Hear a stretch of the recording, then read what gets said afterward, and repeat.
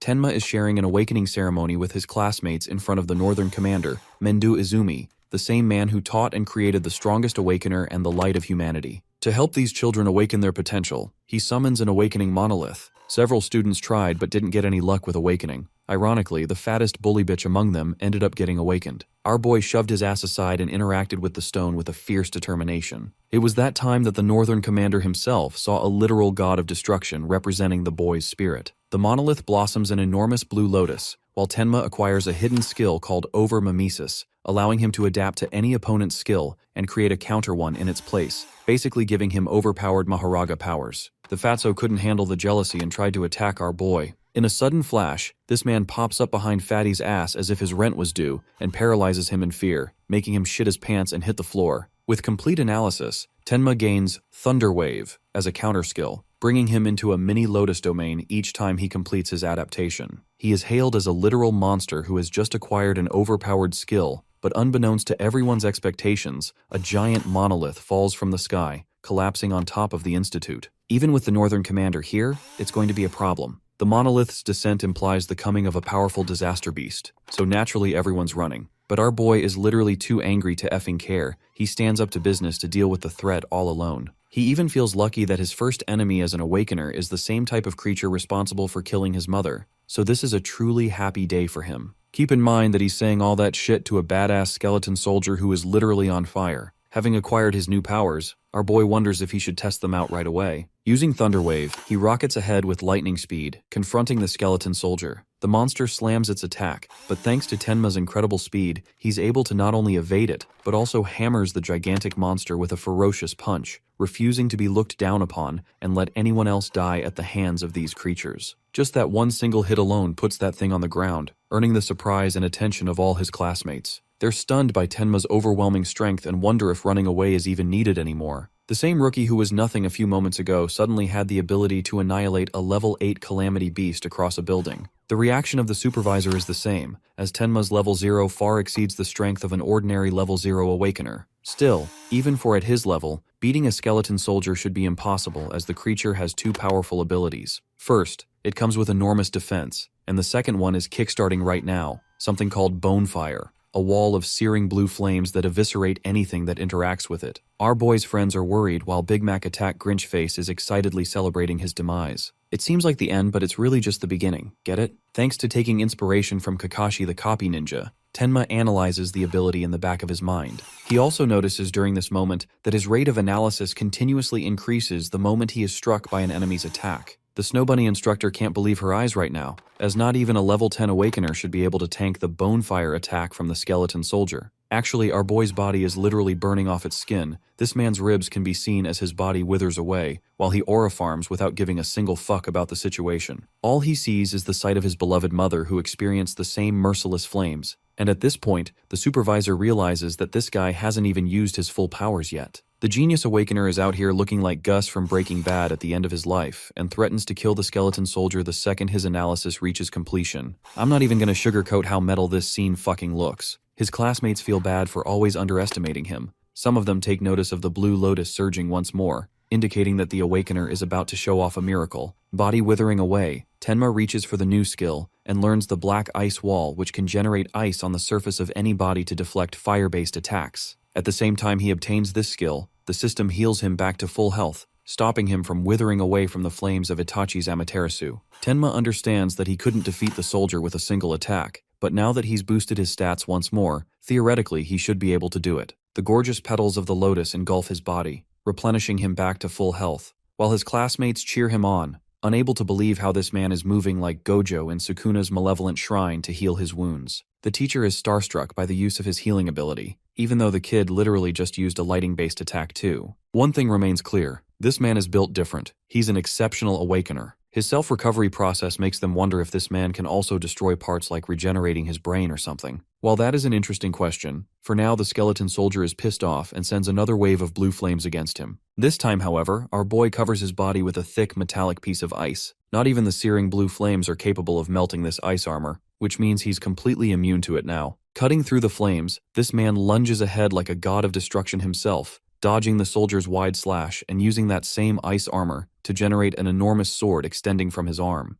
The dude looks like a final boss, and it's only the beginning of the story right now. Using that building-sized sword, Tenma slashes the skeleton monster with a clean Kit Kat strike, shocking the spectators. They're at a loss for words when it comes to both his speed and strength. His movements are incapable of being perceived with the human eye. Tenma's armor withers away with the fight coming to an end, as he boasts having obtained the ultimate skill of both offense and defense. His friends call him after the fight, with Ruki coming to hug him. Sayo apparently didn't come to see him and ran off after being worried about him. Tenma wonders if he made her angry, while the instructor and the supervisor are mutually left with their faces full in shock. A mere awakened boy defeated a calamity beast so powerful that not even a level 100 awakener could defeat it. Choha is told to clean up the mess and leave a message to the principal, stating that the genius awakener is coming with them. Tenma's best friend glazes him for looking like a god during the fight, while the supervisor comes along to personally share a conversation. The rest of the classmates all jumped up, knowing that Izumi Mendu might try to make this guy his student. Keep in mind that this man also ended up raising the strongest awakener in existence, Jin Taewa, so he's got high standards too.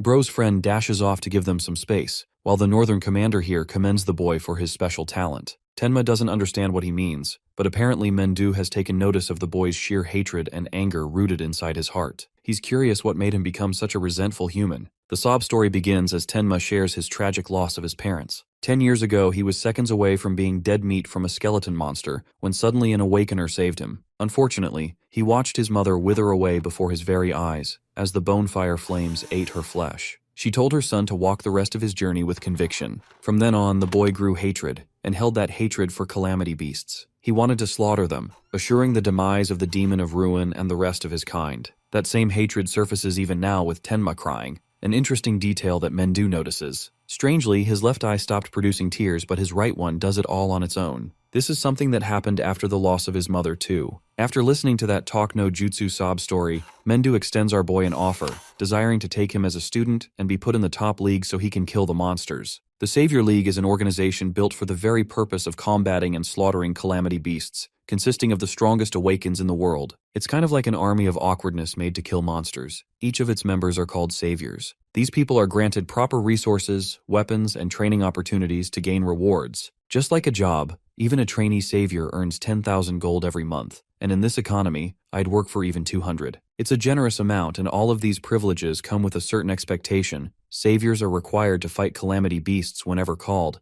They're the front lines defending the world from them. In all honesty, Tenma doesn't even care about the reward. All he cares about is killing those monsters for the love of the game. Bro wants to become Doomslayer at this point. Anyway, he accepts the offer to become a savior, and learns that each February, the league holds an exam with 10,000 participants. Points are granted based on merit, but only the top 100 best-performing candidates are allowed to become saviors. This makes our boy curious about the highest earned score. Mendo remembers the top score being 115,000 points, created by Jin Taewa, the strongest warrior. For 11 years, no one has been able to touch it, and earning even 50% of those points can guarantee first place in the exam. Tenma reveres this guy for being the light of humanity and an absolute monster at humanity's disposal, but Mendu assures him that comparing his talent to Jin Taewa is unwise, as he's in a different league of his own. However, our boy's got Asagi's ego from Blue Lock and intends to smash that record, surprising Mendu with his words. It reminds him of his conversation with Tiwajan, his student, who expressed that someday, a human will come to surpass his talent. It seems as if the new son has finally arrived to replace the old. That kind of potential rests in the boy before him. In the next scene,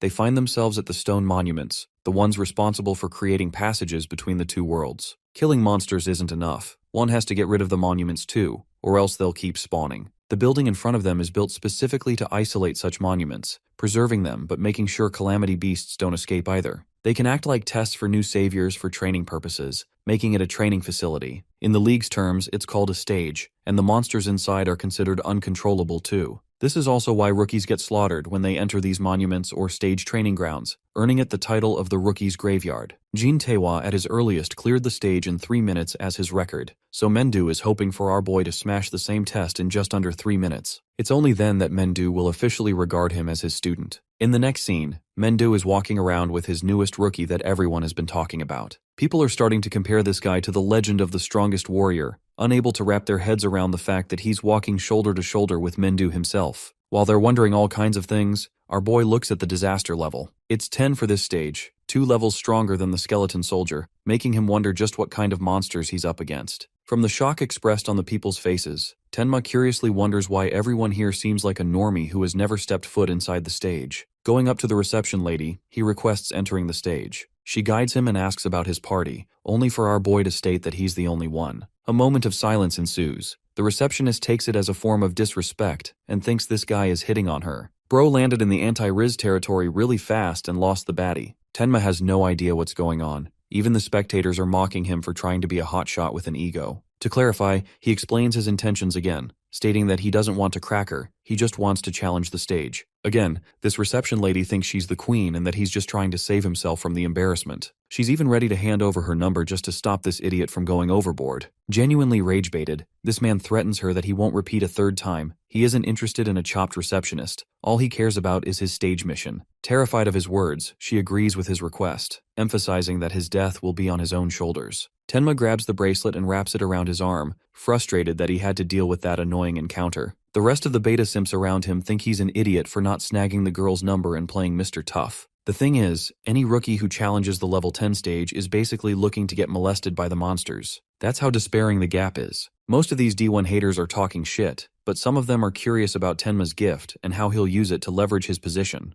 The problem is that despite his gift, his level is still 0, so in their eyes, he's as good as dead. Focusing on the task at hand, Tenma scans the bracelet with his identification details, gaining entry to the other side. With the administrative boring stuff finished, he stretches to get ready to throw hands. The timer kicks off and so does his countdown to defeat the stage in 3 minutes. This man monstrously lunges ahead, realizing that this place is freaking huge, even if it's an artificial stage. For his first ever encounter with a monster, he runs into a level 4 Kodama, a really fucked up looking dog if you ask me. Bro slaughters this thing with a single sword slash. Remember his ice morphing powers? He can easily manifest a battle axe and weapons for every use case. With one of the Kodamas sliced, the rest of the hungry tree logs arrive, looking like a horrific twist on Pokemon's. Outside, Agia strongly opposes this trial put up by her father. There were several other stages that rookies could have challenged, and yet he sent Tenma to the toughest first one. It's just the reality that he wants to see Tenma ultimately surpassing Jin, so he's comparing both of their results. Even Ageha thinks that it's impossible to surpass the ultimate warrior, as his limits are beyond the realm of humanity, but her father is curious if she agrees with that opinion.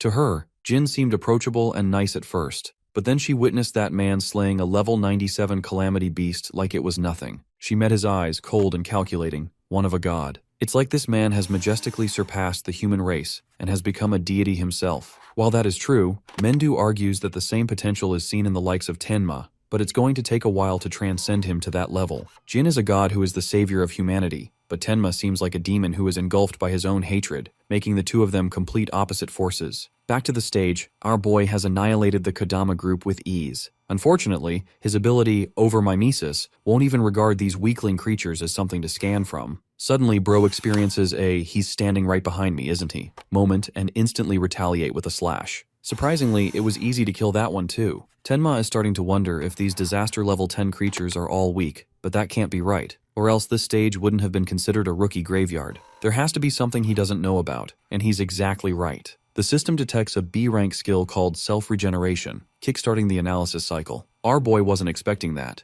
as the same creature he cut down stands up again like a colossus, overwhelming our boy with earthly vines. Even after being cut down, the creature regenerated from that injury. It's not a surprise why this monster is hard to kill, standing at a whopping level 10 in strength. Activating Black Ice Wall, Tenma unleashes sharp spikes and covers both his arms with them. His goal is to inflict so much damage upon the creature to the point it is incapable of regeneration. While he's cutting it relentlessly with his dual swords, he's also processing the analysis cycle in the back of his mind. A prominent slash even severs the creature's head in two, but that's not enough to kill it either. Tenma takes supreme joy in cutting it down. He's the monster here, the one who wants to tear it apart so it can't even regenerate. This man ends up giving the monster so many cuts, you'd think it experienced Sukuna's domain expansion. The monster explodes to bits and pieces, concluding the fight, which is good because Tenma is already running low on mana from spamming his Black Ice skill. But a plot twist, this thing still ends up regenerating back to full health even from tiny bits, taking inspiration from Perfect Cell. Frustrated, Tenma avoids each hit, shocked that he's dealing with a persistent monster. The good thing is that each time this creature regenerates, his analysis speed multiplies further. But the fight is starting to overwhelm him, to the point he's saving up on mana by not using Black Ice at all. The smarter play here is to use speed and wait until the analysis is complete. But the worst part is that he's running low on time too. Saying fuck it we ball, he activates Thunderwave alongside Black Ice Wall to utilize last-minute/attempt. Tenma cuts through the creature's vines, forcing it to regenerate many times to speed up his analysis process,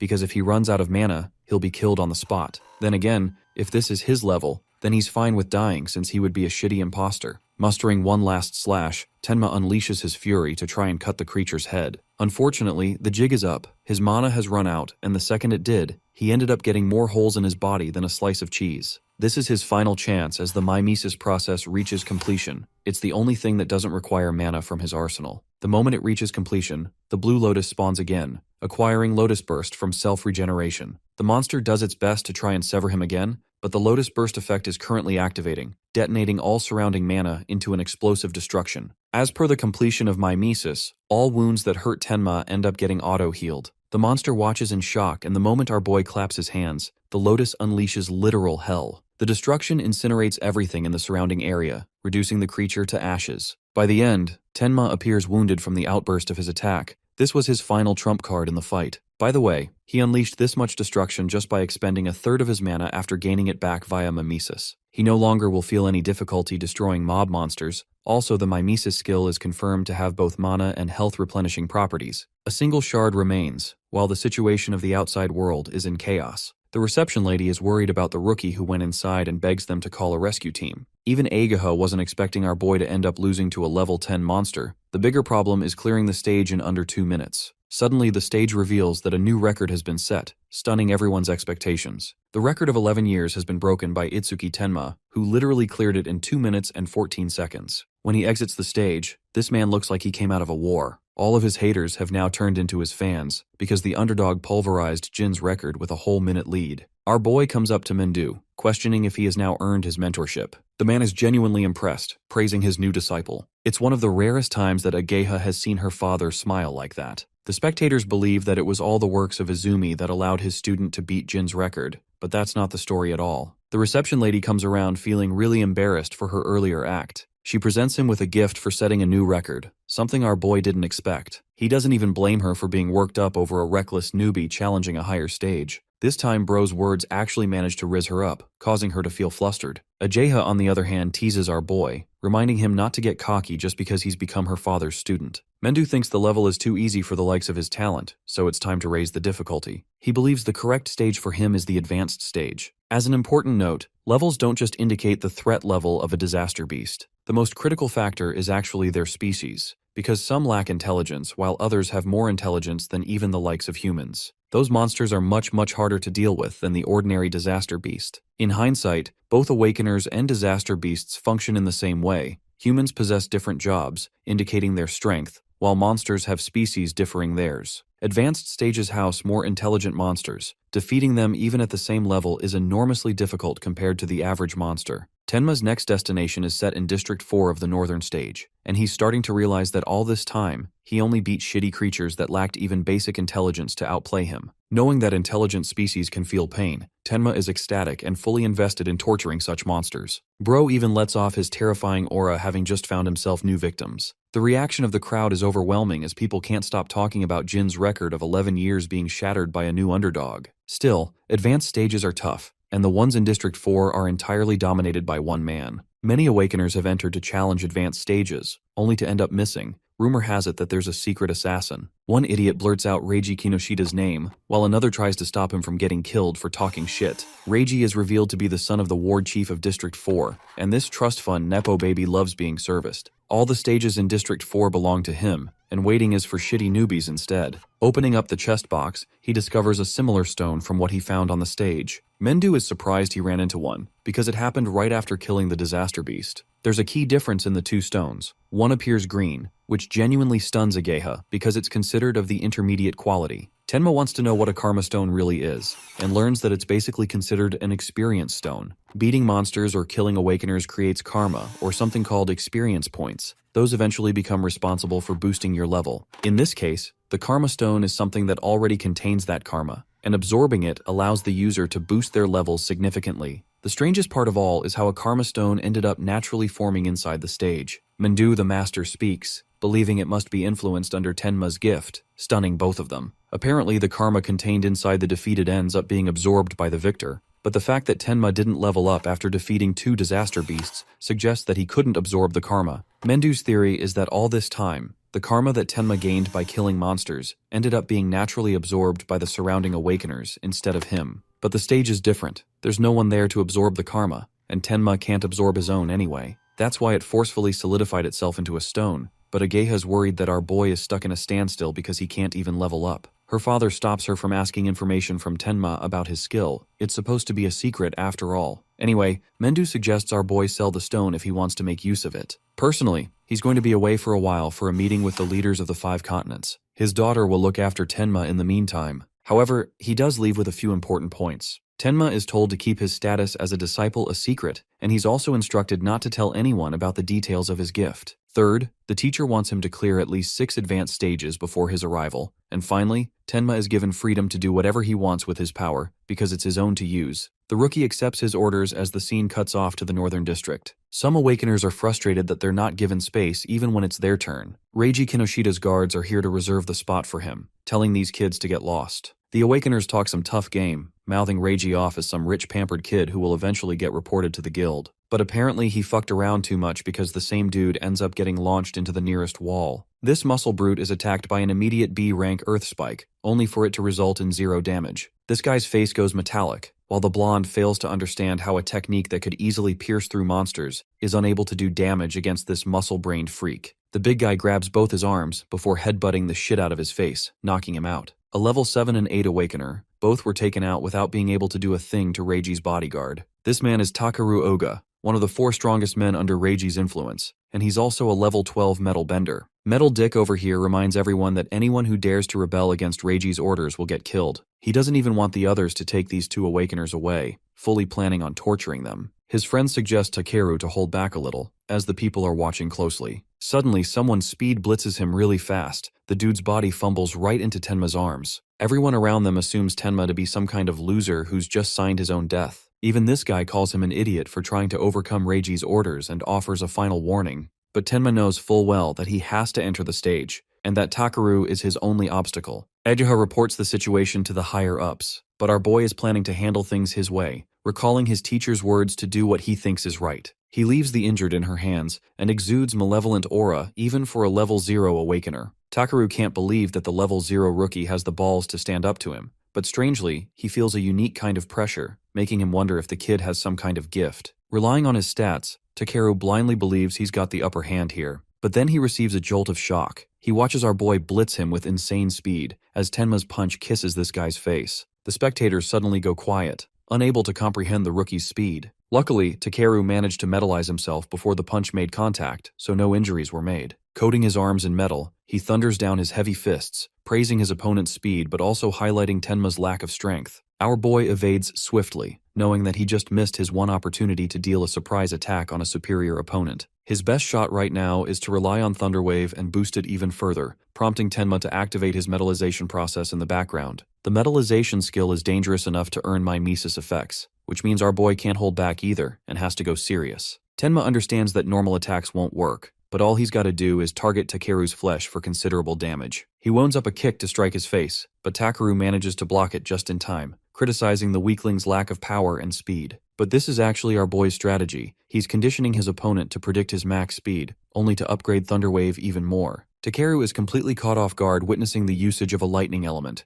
This time our boy ramps up his speed to such an insane extent that he's out here throwing a dozen punches and actually connecting every single one of them. The analysis process continues in the background, while the spectators are starting to realize that this rookie can use multiple skills. With no opening left for Takeru to metalize, all he can wonder is how this kid managed to get insane levels of speed for his rank. With so many punches raining down on his body, he can't even issue a voice command to force the others to help him. This dude is in a pinch, and in a final desperate attempt, he decides to pull out his trump card. Apparently that trump card is called blasting off my shirt to show off that demonic back. But really, bro goes full shiny mode and engulfs himself in full metallization. It's his first time being cornered to the point he had to use this skill. All of his metallic parts get a 50% defense boost, another 50% on top of it when he's not moving. By the way, I love how we can literally say this dude's balls are made out of titanium now. Anyway, Takeru's feeling grateful for evolving to this level and intends to give the rookie an easy death. With a defense crossing level 12, the others start to wonder if anyone at the same level could break this dude's defense. But that won't matter in a minute or two, because the analysis process is nearly complete. Our boy casually points out that Takeru invested all his points in defense, completely forgetting about his mana stats. Takeru acts like he's talking shit, but deep down, he knows the rookie is right in his assumption. Tenma assures this guy that he's got no interest in forcing his mana to deplete. Instead, he'll end the fight in an instant. The Blue Lotus spawns, creating another evolution in Tenma's power. The gorgeous lotus blossoms and dazzles the spectators, though they've got no idea how this pretty thing is going to beat Metal Dick. With its completion, Tenma earns the Clear Orb Piercing True Sphere. It's a defense-ignoring ability, guaranteeing damage. The only problem comes with range and speed. It's far too slow, making it easy for people to avoid that. This forces Tenma into a situation where he has to time the track, to rip apart the very defense that Takeru is so proud of. With the skill activated, our boy's stats increase even further as he casts the creation of a piercing orb. Even at this distance, Tenma confidently challenges his opponent to dodge this upcoming attack. Watching Tenma's performance has caught the cheer of the spectators, making them wonder what he's about to pull next. The piercing ball slowly moves past their eyes. It's just a tiny little thing, so it's inconceivable to get hit by something like that. The ball is so tiny that Metal Dick over here is even willing to stand still, taking it head on, believing downplaying Tenma's trump card. The ball ends up making contact with his arm, and the look of horror sets on his face. It literally destroys this man's arm, causing it to explode in a pool of blood. Tenma even instructed this idiot to dodge. He specifically aimed at his arm to show mercy, but he really could have aimed for a fatal area if this guy was a monster. Takeru is screaming in pain as Tenma orders the clowns to fetch this guy to a hospital. They pathetically pick him up and take him away, as the day is saved thanks to the Powerpuff Girls. Wait, I forgot this isn't Cartoon Network. Tenma is hailed as a hero among the crowd. Some of us even want to team up with him to clear stages in no time. The situation is so bad that guys are fighting each other just to get their hands on him. But this man's far too busy relishing his newest skill, something that could take out a defense monster like Takeru himself. The orb has another effect of getting faster the more it kills people with higher defense stats than Tenma himself. The two clowns beg him for an answer to make him join their teams, but he openly declines, stating he's fine off alone.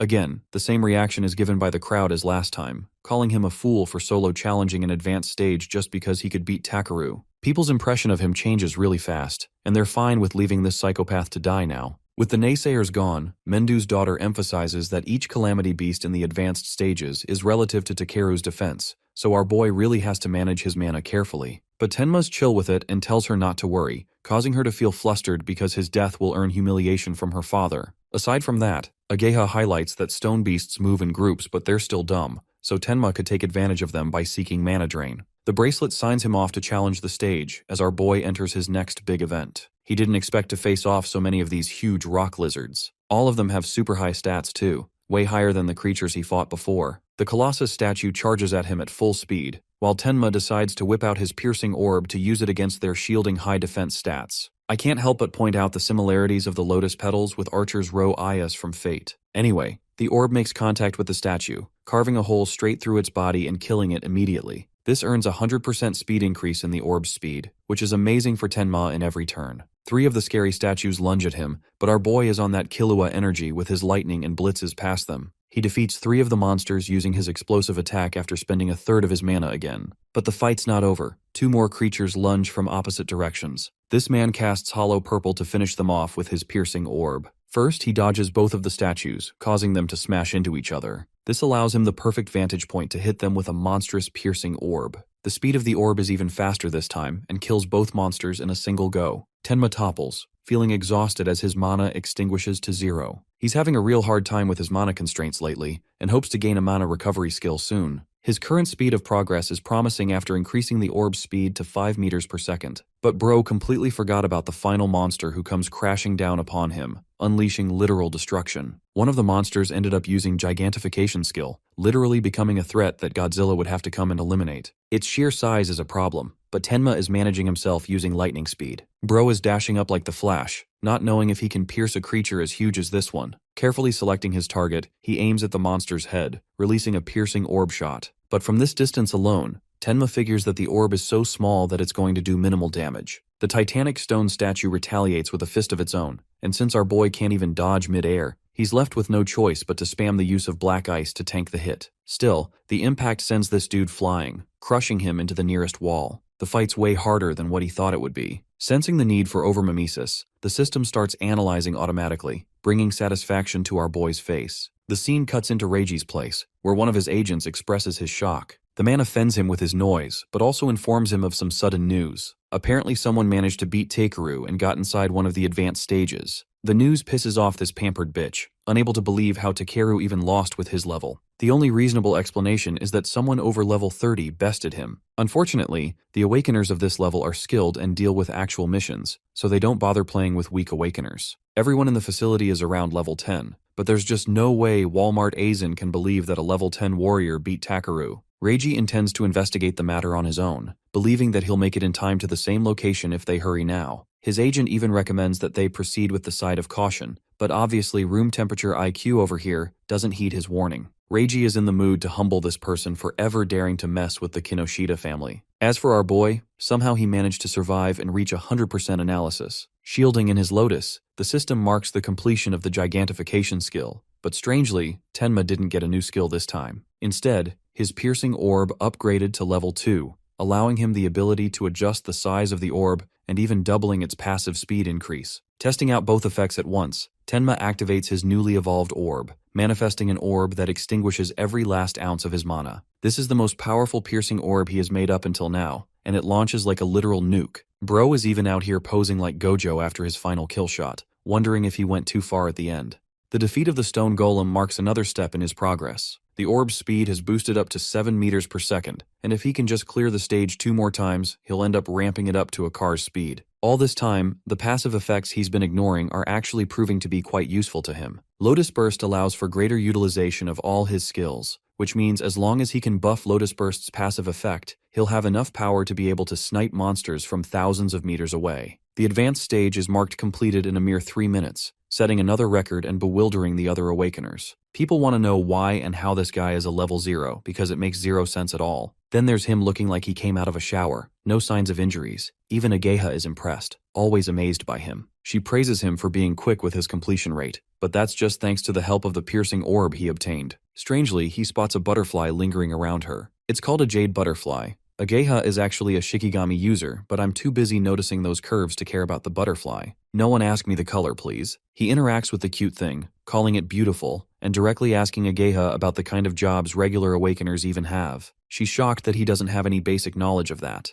Jobs are actually divided into 4 categories, and our boy has already witnessed 3 of them so far. The first kind is the elementalist, with a wide range of elements making up the list. These awakeners are also the most common, and are known to have the highest combat power. The fatty from his class, and even Takeru is the same. The second type of awakener is a Shikigami user. That's right, bitches. We're doing it the Megumi way Jujutsu Kaisen style. Shikigamis stay with their master from the moment they're born, which is why she's got one of her own. With 2 types clarified, she waits for him to ask questions. Our boy is shocked to see that her jade butterfly is even higher level than her, making him question her veteran status. Bro ended up destroying the poor girl's ego with those words without even trying to sugarcoat. Ageha corrects his misunderstanding of power, explaining that Shikigami will always be higher leveled than their master. But in a situation like that, Tenma's calculative brain figures that it's best to target the master of the Shikigami in a fight in that situation. She's terrified to feel a hint of negative aura coming from him. Anyway, he waits for the rest of them to be introduced. The third type is a mysterious job, with minimal information available on it.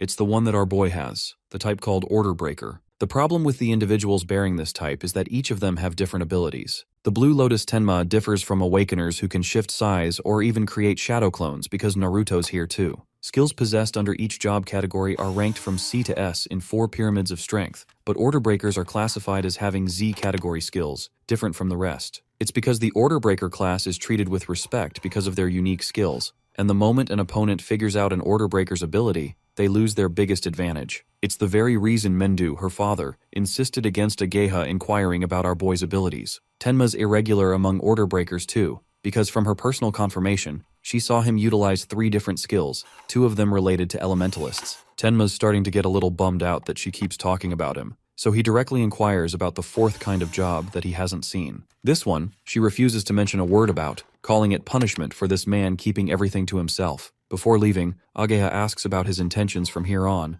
and learns that Tenma will spam clear the same advanced stage more and more. She reminds his dumbass that stages have their own cooldown periods, so he won't be able to access it for at least 2 days. It's a real hindrance that cooldowns exist, and he hadn't even considered them at all. This is why Reiji keeps them for himself. And since our boy can't upgrade his piercing orb, he figures he could at least upgrade Lotus Burst instead. So he asks for a different stage with an even higher number of disaster beasts. Walmart Makizinen remembers there being one, though the level of disaster beasts isn't too high. It's got a shit ton of monsters. They're a swarm of giant locusts, at least 100 of them. The stage is a real pain in the ass without possessing a wide-range skill, so she warns him against the attempt, not knowing our boy already has the explosive detonation skill Lotus Burst. He disregards continuous warnings, while the others express shock after hearing him planning to conquer the Locust stage. They're already shivering that Reiji will arrive to seek his revenge soon, and want to leave before that happens. Speaking of that scumbag, he ends up reaching the same spot, only to realize their target has escaped to another location. It's hard to believe that someone managed to clear the stage in the short time they had.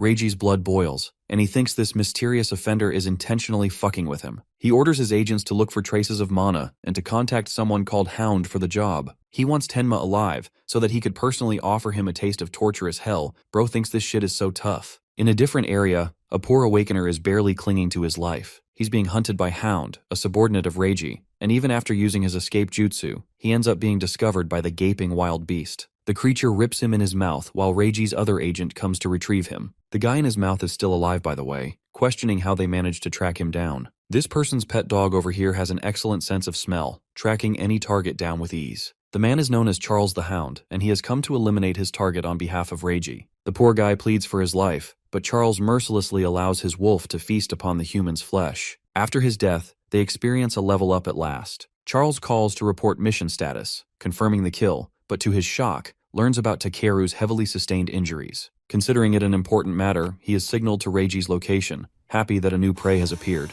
Tenma arrives inside near the stage, questioning why there are so many locusts in the first place. Agha explains that certain monsters like certain environments, which is why one of the skills of an awakener is to be well informed of their terrain. Advanced stages don't even have a proper receptionist because of how dangerous they can be. Tenma wonders why this level is completely shut down, considering it's only level 13 at best. The good thing about a normal stage is that you can exit it if you find it difficult, but when it comes to these locusts, escape literally becomes impossible. A single mistake rips you to shreds because of the locust swarm. Awakeners are eaten alive for breakfast. It's so brutal only their bones remain. But this kind of thing doesn't scare our boy. He's just happy to find the perfect playground to hunt a ton of monsters. Ageha thinks he's a goddamn idiot for that, but Tenma's got his goals and confidently steps inside the stage. She's worried if whatever she told him will even be enough, before realizing that she forgot to mention one key detail, that the locusts literally spawn an infinite number of times until the boss is defeated. Having made such a huge error, Ageha wants to invade the stage level to warn him, but then she senses an ominous presence. It's Charles the Hound who glares at her with devilish eyes, requesting to look for someone.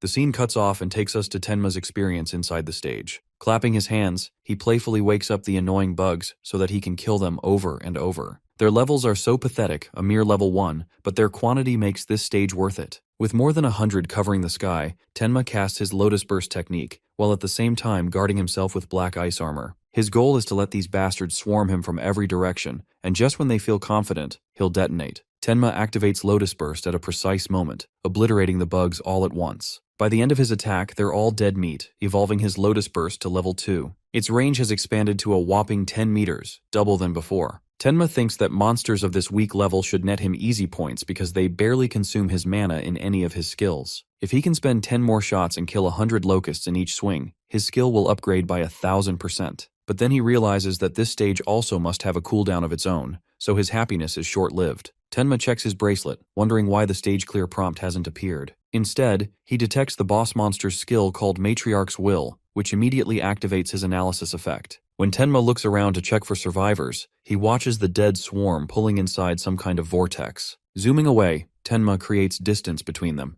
questioning if this is because of the boss's skill. He let his guard down, and though it's great he can keep evolving his ability, the main issue right now is that he doesn't know about the boss's location. His best strategy right now is to keep annihilating the swarm until the boss eventually exposes itself. Reactivating Lotus Burst, he detonates another explosion, slaughtering another swarm. The range increases to 16 meters, amplifying the explosion even more. With a second wipeout, Tenma curiously wonders why the boss still hasn't appeared. The same dead locusts end up respawning, creating an endless swarm that just doesn't stay down. Unfortunately, Tenma can only stall for 9 more detonations through his ability. He extends his hand a third time, promising to annihilate them every single time they come back. A third explosion massacres the swarm with another kill streak of 100. Tenma keeps on detonating until he increases the burst radius to 54 meters. Now he only has one more shot to go, but these bugs still haven't stopped respawning. The swarm arises again, instilling a sense of panic in Tenma, because he's about to run out of mana and doesn't even have any way of confronting the boss. Though he could easily try to escape the stage, this man is too egotistical to quit. One last time, he declares his intention of massacring the swarm. The Lotus Burst detonates in the largest explosion he's ever casted, fatiguing our boy to his limits. The swarm simply rises back up again, and the analysis progress hasn't completely yet either. It's at this moment that he realizes he really fucked up, because the queen has an infinity breeding ability. That means the only way to win is to kill her, but how will he even do that with 0 mana points? Luckily, his analysis rate reaches total completion, enveloping him in a Lotus domain and adapting to the queen's skill. Tenma acquires a new detection skill to counter her ability with a cheat code passive effect. It's so powerful that he could intentionally leave the boss alive just to farm the locusts as many times as he wants. Unfortunately, Ageha is waiting for him, so he needs to wrap things up. With the skill's activation, his sensory abilities are heightened, mapping out the surrounding area to look for his target. The detector picks up on the queen's signals just underground, which is the only thing Tenma needed. Next, he carves up Hollow Purple, stealing Gojo's swag again, and releases it to decimate the annoying queen. The piercing orb crushes its way underground, forcing the queen to draw out where it is most vulnerable. And here, our boy clocks her with a slashing backshot,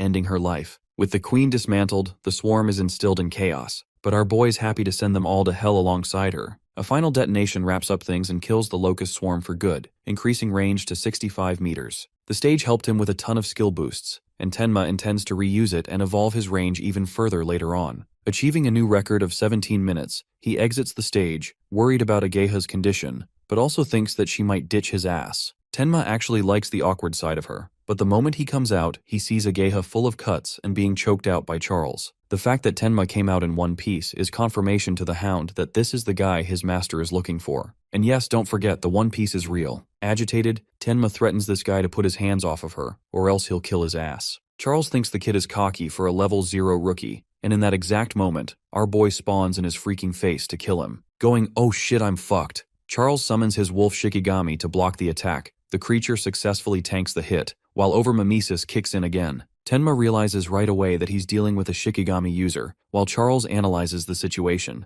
The fighter in front of him excellently maneuvered with high speed. It's clear how Takeru lost that fight. But the big leverage Charles has over Takeru is a free hostage situation through the girl. Tenma fears for her life, and getting distracted costs him as the Shikigami jumps in his face. The worst part about the Bite Force of Death is that it can crush any enemy with even high defense stats. To his shock, Charles watches this man erupt with black ice spikes to protect his arm. Tenma even uses his other arm to charge up a lethal kill shot. The piercing sphere annihilates the Shikigami with a single hit, killing it immediately. Now that he has killed death itself, his next target is Charles, who should be way easier to deal with. The experienced Awakener realizes that this rookie is unaware of a Shikigami user's respawning effect. Death has a B-rank ability called Respawn Desire, decreasing its respawn time immensely. Tenma's distracted, so the creature tries to attack him with its gaping sharp teeth, but no worries, because Mana Sense already predicted this outcome. Tenma retaliates easily, stopping the monster once more. His analysis skill is slowly approaching completion,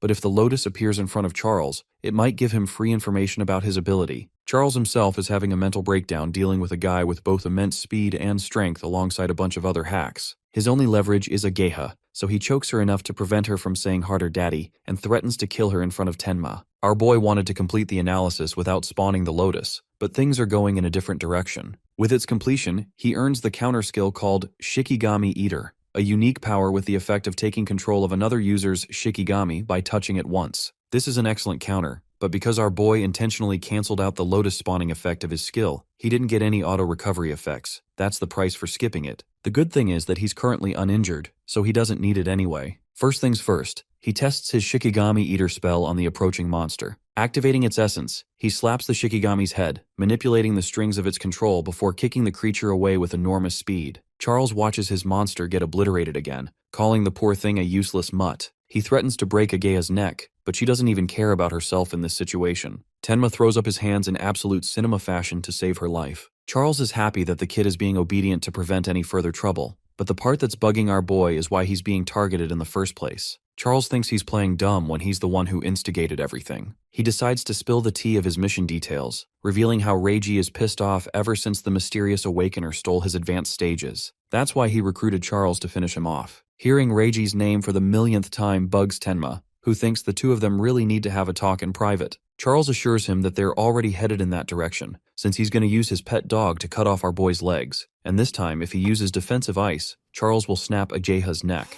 He gives the monster an order to torture his prey, not knowing that the turns have been tabled as the creature bites down its former master. Ageha's balloons are secured by Tenma's thunderwave speed. The hunter fails to comprehend why the Shikigami is attacking him, while Tenma praises his new pet. He's not quite done serving justice for what this bastard did to Ageha's rack. Ageha herself. The hunter has now become the hunted, as he pleads for mercy, even offering to hunt down Reiji for this guy. Tenma scoffs at the shitty proposal, while Charles psychotically unleashes one final attempt to end the rookie's life. His blade grazes Tenma's side, as he signals his new pet to kill Charles's bitch ass in the same way he tortured Ageha. I can't help but remember that one iconic scene from Game of Thrones involving Ramsay's pathetic ending. The Shikigami stares its meal down, as the once ruthless hunter whines like a pathetic animal. Death opens its jaw wide and ultimately ends Charles's life, bringing satisfaction to Tenma. While this is happening, he calls out the person secretly watching their fight from their comfortable hiding spot, and urges them to reveal themselves. The spy is caught and exposes himself, but Tenma's still got that bloodlust mode on, so he immediately asks if this dude is also affiliated with Charles. The guy frantically clarifies that it's nothing like that, but Tenma genuinely doesn't have time to spare. He tasks Death to finish up eating and return to him.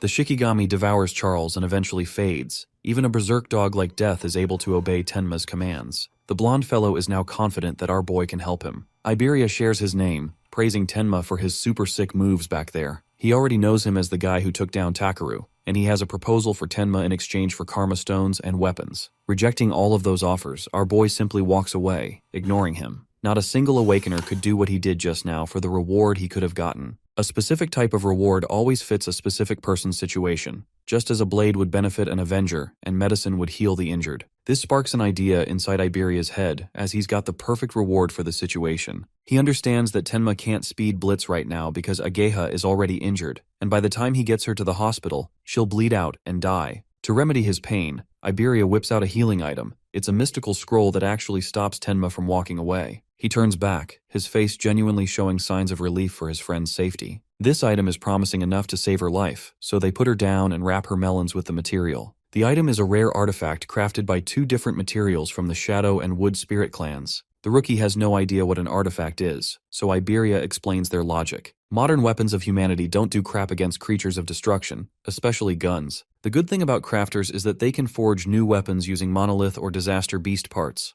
These crafted items are called artifacts. They're ranked in 4 rarity classes, ranging from common to rare, epic, and unique. Common artifacts are your average basic weapons, capable of hurting ordinary disaster beasts and awakeners like the longsword. Rare artifacts boost the user's stats like an aqua blade. An epic artifact, and mind you, this red blood sword is cool as heck, end up boosting stats and provide special effects. Finally, the one to topple them all, ranking the highest category, is the unique class. These come with unique skills, such as the Holy Sword. Crafters can't be compared to fighters, but they're hard to find. The Awakeners are always indebted to them for their excellent work. Tenma pieces together that this guy's father is a crafter. In fact, he's not your average crafter either. Across the 5 continents, only 10 unique artifacts have ever been produced. And guess what? This guy's pops produced 3 of those freaking artifacts, earning him the Artisan King of the North. I didn't know Truck-kun isekai'd Jon Snow in here too, but our boy doesn't even give a single crap, turning towards an object of his own interest. He inspects the crossbow he picked up from Charles. It's an artifact too.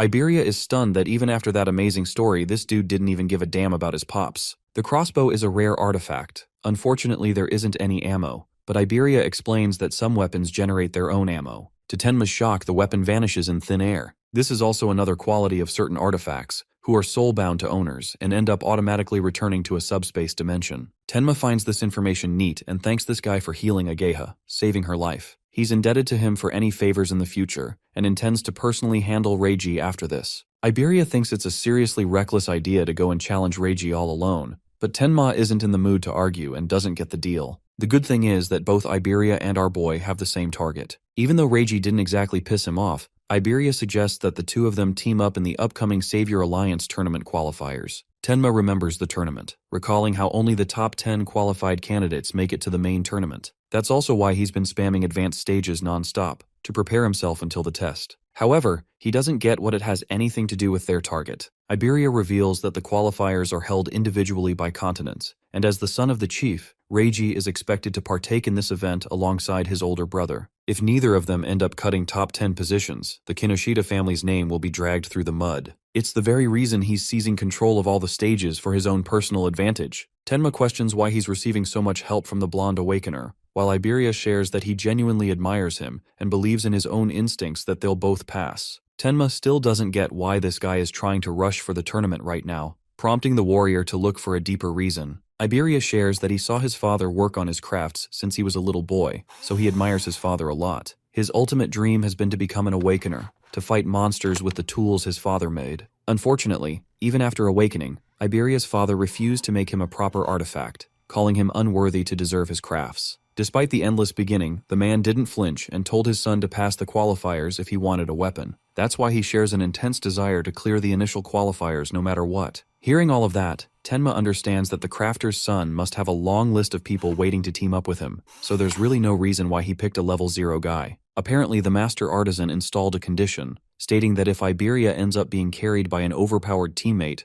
then he's not gonna give him shit. Basically, bro's got your average strict Asian dad with a lot of expectations and 0 shortcuts. One other problem is that the strong contestants have already been tipped off by Rage, leaving loners or pre-made parties. Since he's got no one to rely on, Tenma is his best bet, the same man who obliterated the powerful Takaru and even defeated Charles just now. In the end, after a multitude of questions, our boy eventually agrees to team up with him, but his immediate worry is getting Ageha to a hospital. Iberia is so happy that he's already deciding on a team name, yapping his ass off with several naming combinations. Bro's a true homeboy, but he just doesn't shut up. Remembering his old school friends, Tenma wonders if Rimu and Saya will also join the qualifiers. In the next scene, we witness Rimu sneezing out of nowhere. He assumes that his buddy Tenma must be remembering him or something. The name genuinely makes Saya concerned for Tenma's condition. She's hoping that he's surviving well. Rimu teases the shit out of her for having feelings for him, causing her to hit him with her water ability. He taunts her for using a dirty cheap shot, but in her view, sparring doesn't care about sneaky attacks as long as there are openings. Watching them from a distance is their master,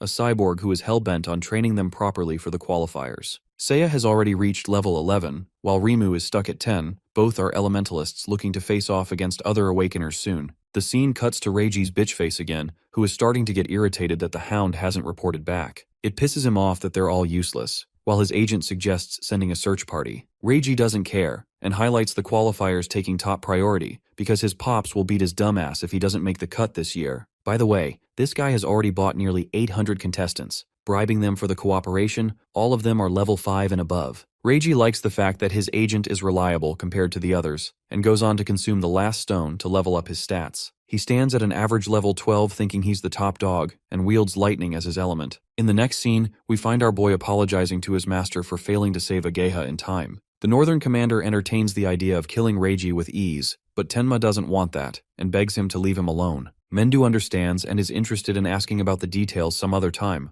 Iberia, on the other hand, can't even believe his eyes. The Northern Commander is out here acting buddy-buddy with Tenma. At his side, Tenma proclaims his interest in entering the qualifiers tournament, and the commander is okay with that decision. Ageha appears to be holding up well. Her butterfly healed her in the process. Even Iberia helped them out with a rare artifact, inspiring the Northern Commander's interest in him. Mendu knows about the boy's affiliation with the craftsman, stunning his expectations. Iberia decides to maintain his father's dignity and gives off a cool-ass aura farming declaration stating that he's Aiden's father. Yes, you heard that right. This clown accidentally massacred that sentence, disappointing the 3 people, embarrassing the shit out of him. Negative aura aside, Mendu is glad that the kid helped save his daughter and even intends to pay proper respect to Iberia's father after the tournament. With the qualifiers around the corner, he suggests both of them to train, as he's anticipating much from them. Tenma and Iberia are confident in their victory, while Ageha is shocked by her father's vested interest in our boy as of late. The thing about Tenma is that he's got some Batman levels of childhood trauma, which is why he is merciless against monsters. But that same dark impulse of his weakens around the people he cares about. That's one other reason Mendu wants his daughter to stay by his side, to become a person that he values, enough to protect. Aside from that, remember that skeleton soldier that popped up at Tenma's school at the start? Turns out it wasn't a fluke but a proper planned attack. Traitors among humans are increasing, and there have been attacks on other commanders too. Mendu strongly believes that humanity is headed for destruction even now, but Tenma is the stopping force that might be able to cull that gap, becoming a ray of hope for all. We arrive in District Level 4 at last. The tournament is about to begin. Tenma didn't expect so many people to pop up here, but obviously Mendu's presence alone dragged the attention of a giant crowd, boosting participant numbers up to 5,000. This is bad news for Reiji because now he has lesser participants that work under him, but his agent thinks it's no big deal. He's already made sure to wrap red bands around the participants that are working under them, making it easy to identify. It looks strange to Saya and Rimu as well. Acting as the main supervisor, Saoryu Fujiwara initiates rule explanation. The area is divided into two parts. One is external, and the other is an internal arena. The first stage will begin from the 4 towers of the external region. Contestants are expected to fight their way the best they can to reach the internal region. The moment they enter here, their rank will be recorded and installed upon their bracelet. Only the top 500 from the batch of 5,000 will be able to pass. Seiya is a little worried that practically 4,500 people will be wiped in the first round alone. Each contestant can flexibly carry 2 weapons or tools at disposal. Anything works. Iberia points towards Reiji's direction, who is hiding behind his bribed awakeners. He already knows that this douchebag bought the participants and they'll blitz everyone to get to the internal region first. But ignoring everything he said, Tenma fearlessly walks up to the 4-eyes ketchup-haired stickman. The first stage commences right off, with the examiner Fujiwara expecting much from the youth. A hotter version of Toji thinks that quality matters over quality. This guy's heighten and his stats are yet to be revealed. Back then, he and Jin were the only 2 who bulldozed the competition. Heighten desperately hopes that there's someone like that among the Awakeners who dazzles everyone. But that kind of genius doesn't appear easily, so Fujiwara has low expectations. Heighten recalls the rumor of a boy beating a level 8 monster right after awakening, and turns to ask Mendu if it's true. The Northern Commander confirms this, prompting them to question if the same guy is also partaking in the tournament. Fujiwara is curious to wonder what kind of person he is, so he scans down a list of options from the school. Both Rimu and Saya are eliminated from his guesses, leaving Hana Hanyu, a wood specialist with a crazy level 16. She seems like a prodigy, but Mendu's lack of answer indicates that all those guesses are false,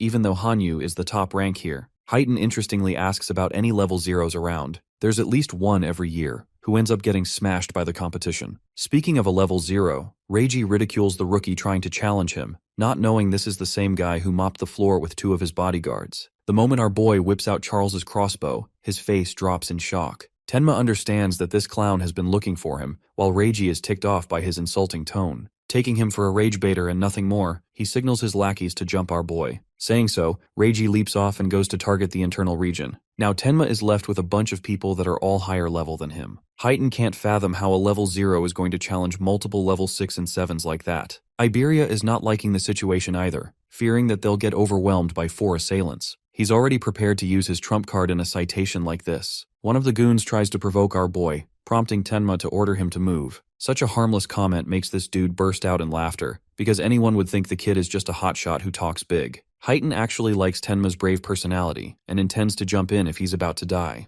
The same goon tries to meddle with him again, only to get smashed in the face with a single punch, as Tenma reminds him to move. Heighten can't even fathom how this kid managed to insta-kill an opponent who is far superior to him in level. The surrounding fighters intend to incinerate the looming threat while Iberia can't even defend his friend. With an attack so massive, the rest of them believe that the rookie has to be cooked after that. But this man doesn't even get a scratch and impresses everyone with successful defense. His defense stats for Black Ice are shooting up for each successful attempt. They can't believe he blocked using the water element, while Tenma dares them to try the same move again. Insulted, this guy repeats his B-rank flamethrower skill at full intensity. Meanwhile, our boy just stands there and thanks the entire hit. The fire elementalist expunged so much of his flames that he even suffered backlash and drained all his mana. He thinks this move is going to be the end of Tenma, but this man appears unscathed using a gauntlet of black ice, having made new discoveries. The rest of the group is now in genuine trouble, because not even the strongest attack posed any damage. They hit him with numerous fireball strikes, but again, nothing injures him at all. Then they switch approaches to drain his mana. But this man closes the gap and speed blitzes them immediately. In a contest of strength, he obliterates another Awakener, defeating another one. The final 2 are Lightning Warriors. For these guys, he even warns them that they won't be able to escape.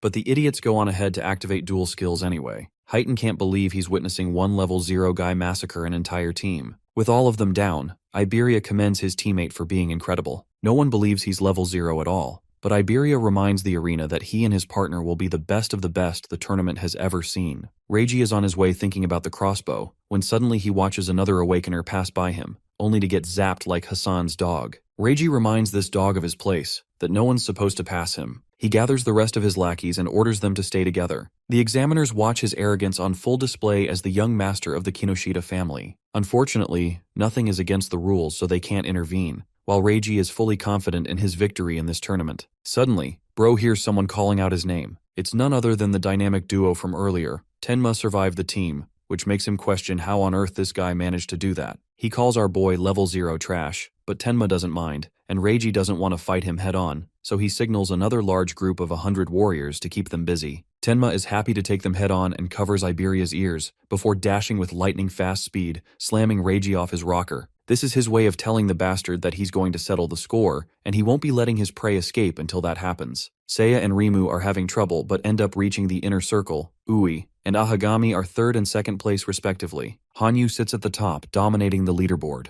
She's out of their league, but Iberia actually ends up reaching 6th place shortly after spouting Tenma's name. The man of the hour is still on the battlefield, intending to farm a party of 100 instead of just heading towards the completion zone. Even the examiners can't tell what this guy's deal is. Heighten is starting to wonder if this man might actually cook all of them. Reiji considers our boy a pest who has become an eyesore he can't ignore anymore. But it's 100 men against 1, so the odds are clearly not in our boy's favor. Tenma's top priority is avenging Ageha. The tournament be damned. The onslaught begins as the army of Awakeners charges at him, but our boy doesn't even flinch and takes down the first assailant, one shooting the first dude. The rest of them are starting to doubt his level 0 status, while Tenma activates Lotus Burst to send the battlefield to oblivion. The whole world is watching his skills right now, even those who have already completed the zone. The examiner can't believe the insane radius of the detonation, while Ageha is impressed by his recent evolution. But this man's only goal right now is the punk who started a beef with him. He just insta-killed 100 party members, so Reiji is all that's left. Tenma walks up to him, as this guy still has the audacity to assume he can win this fight just by shouting really hard. He unleashes his ultimate move, the Thunder Cannon. Tenma initiates the analysis process and gut punches this man to the ground, reducing him to a lowly insect.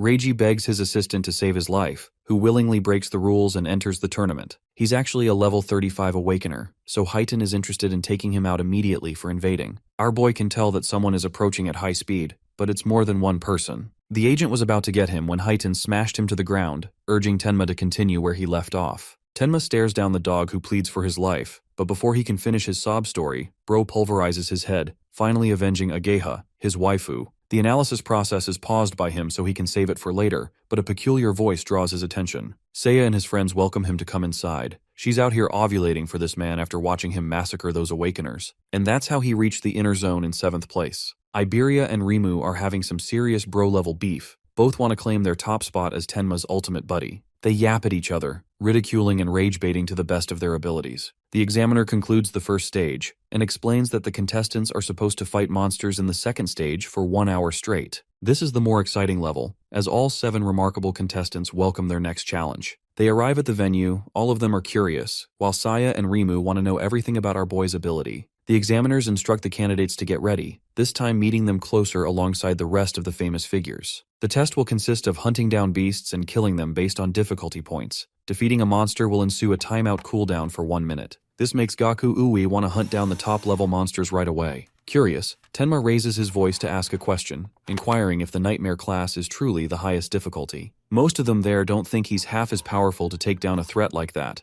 but Fujiwara reveals that there's no upper limit to Nightmare-level creatures. They're all different, so it's useless to even think about. Today's performance will also be regarded in their future consideration to become a top-level savior, so it's important to score well. Recalling Jin's score of 115,000, our boy has set his sights to surpass humanity's greatest. The contestants enter the trial grounds, commencing the start of the test. The first few monsters are trash, so Tenma activates his ice skill to end them quickly to move to the next stage of difficulty. Heighten is the only one who is thrilled to watch his every move. Even now, he watches the kid obliterate the horde of dogs in a single second. This is why Heighten likes him, but Fujiwara surely thinks that the level 8 monster Tenma's facing next is going to give him a tough time. It's obvious for anyone to struggle at that level, but Mendu doesn't want these guys to focus on his student, so he shifts the conversation to ask about the other students. They're all doing fine. The only person giving Tenma competition is Hanyu herself. As for Tenma's fight, Bro takes the flames like he always does and emerges scratchless. He cuts down the creature in a single slash, one shooting it in 5 seconds and earning 500 points. Heighten wonders why he didn't just kill the monster immediately, while Tenma is focused on honing his defense stats, which is why he's tanking every hit. The next obstacle is an Aleki Rhino. It's a harder monster worth 1,000 points. Even a single hit is going to instantly paralyze you. Winning against such a creature requires relentless speed,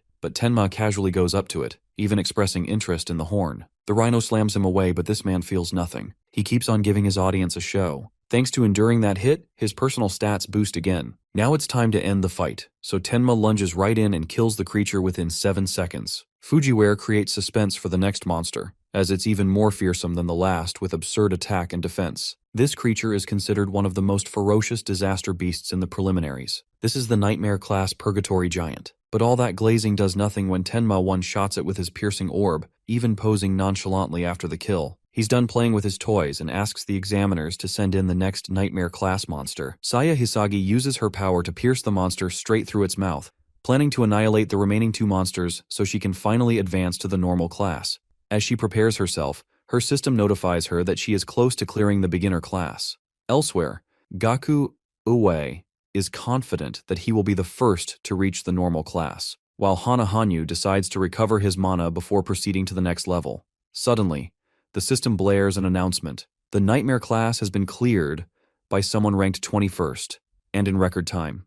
The message shakes all of them. Saya instantly becomes certain that the one who did it must be Tenma. On the other hand, the 4 of them are left in complete amazement upon learning that he managed to instantly kill a level 15 Purgatory Giant. Curious to see how far he can truly go, they decide to raise the difficulty of the challenge. As our boy checks his stats, disappointment washes over him. He had been expecting something extraordinary, but all he received were a few additional points. Unsatisfied, he decides to take down one of the monsters. With just a single attack, he pierces it using his sphere, taking it down instantly. Once again, they are left wondering what exactly the sphere is, and whether it even has a limit. Heighten notices that the scale is filled almost entirely with strength, but at the same time, it carries a major flaw. Meanwhile, our boy now faces a beast whose speed surpasses that of any monster he has encountered before. Heighten explains that Purgatory Giants are often mistaken for being slow due to their massive size, but in reality, they are incredibly fast. He further explains that because their species contains no mana, their other stats are dramatically enhanced in exchange. The beast manages to dodge every shot our boy throws at it, purely because of its overwhelming speed. This is when Heighten realizes the flaw he noticed earlier. The black spheres can inflict devastating damage, but their flight speed is slower than that of high-level monsters. Still, he observes that Tenma understands battlefield tactics well, as he uses the habit of a Purgatory Giant's scream as an opening before launching his attack. However, he also concludes that if our boy cannot increase the speed of the black sphere, he won't be able to advance any further. On the other side, our boy begins to struggle as the fight drags on, realizing that the monster can easily dodge attacks launched from mid-range. Fujihara grows worried, thinking that if our boy continues relying solely on the black sphere without any countermeasures, it would mean he has no other techniques left. To their surprise, however, Tenma suddenly starts smiling. He has cracked the code, figuring out how to strike ahead of the monster instead of chasing it. Both of them rush toward each other to launch an attack. The monster swings its massive fist and slams it toward our boy, cracking the entire arena upon impact. Instantly, the staff begins calling the rescue team, knowing that an electric rhino attack is no joke. But soon everyone realizes that the attack never hit him. The monster looks around in confusion,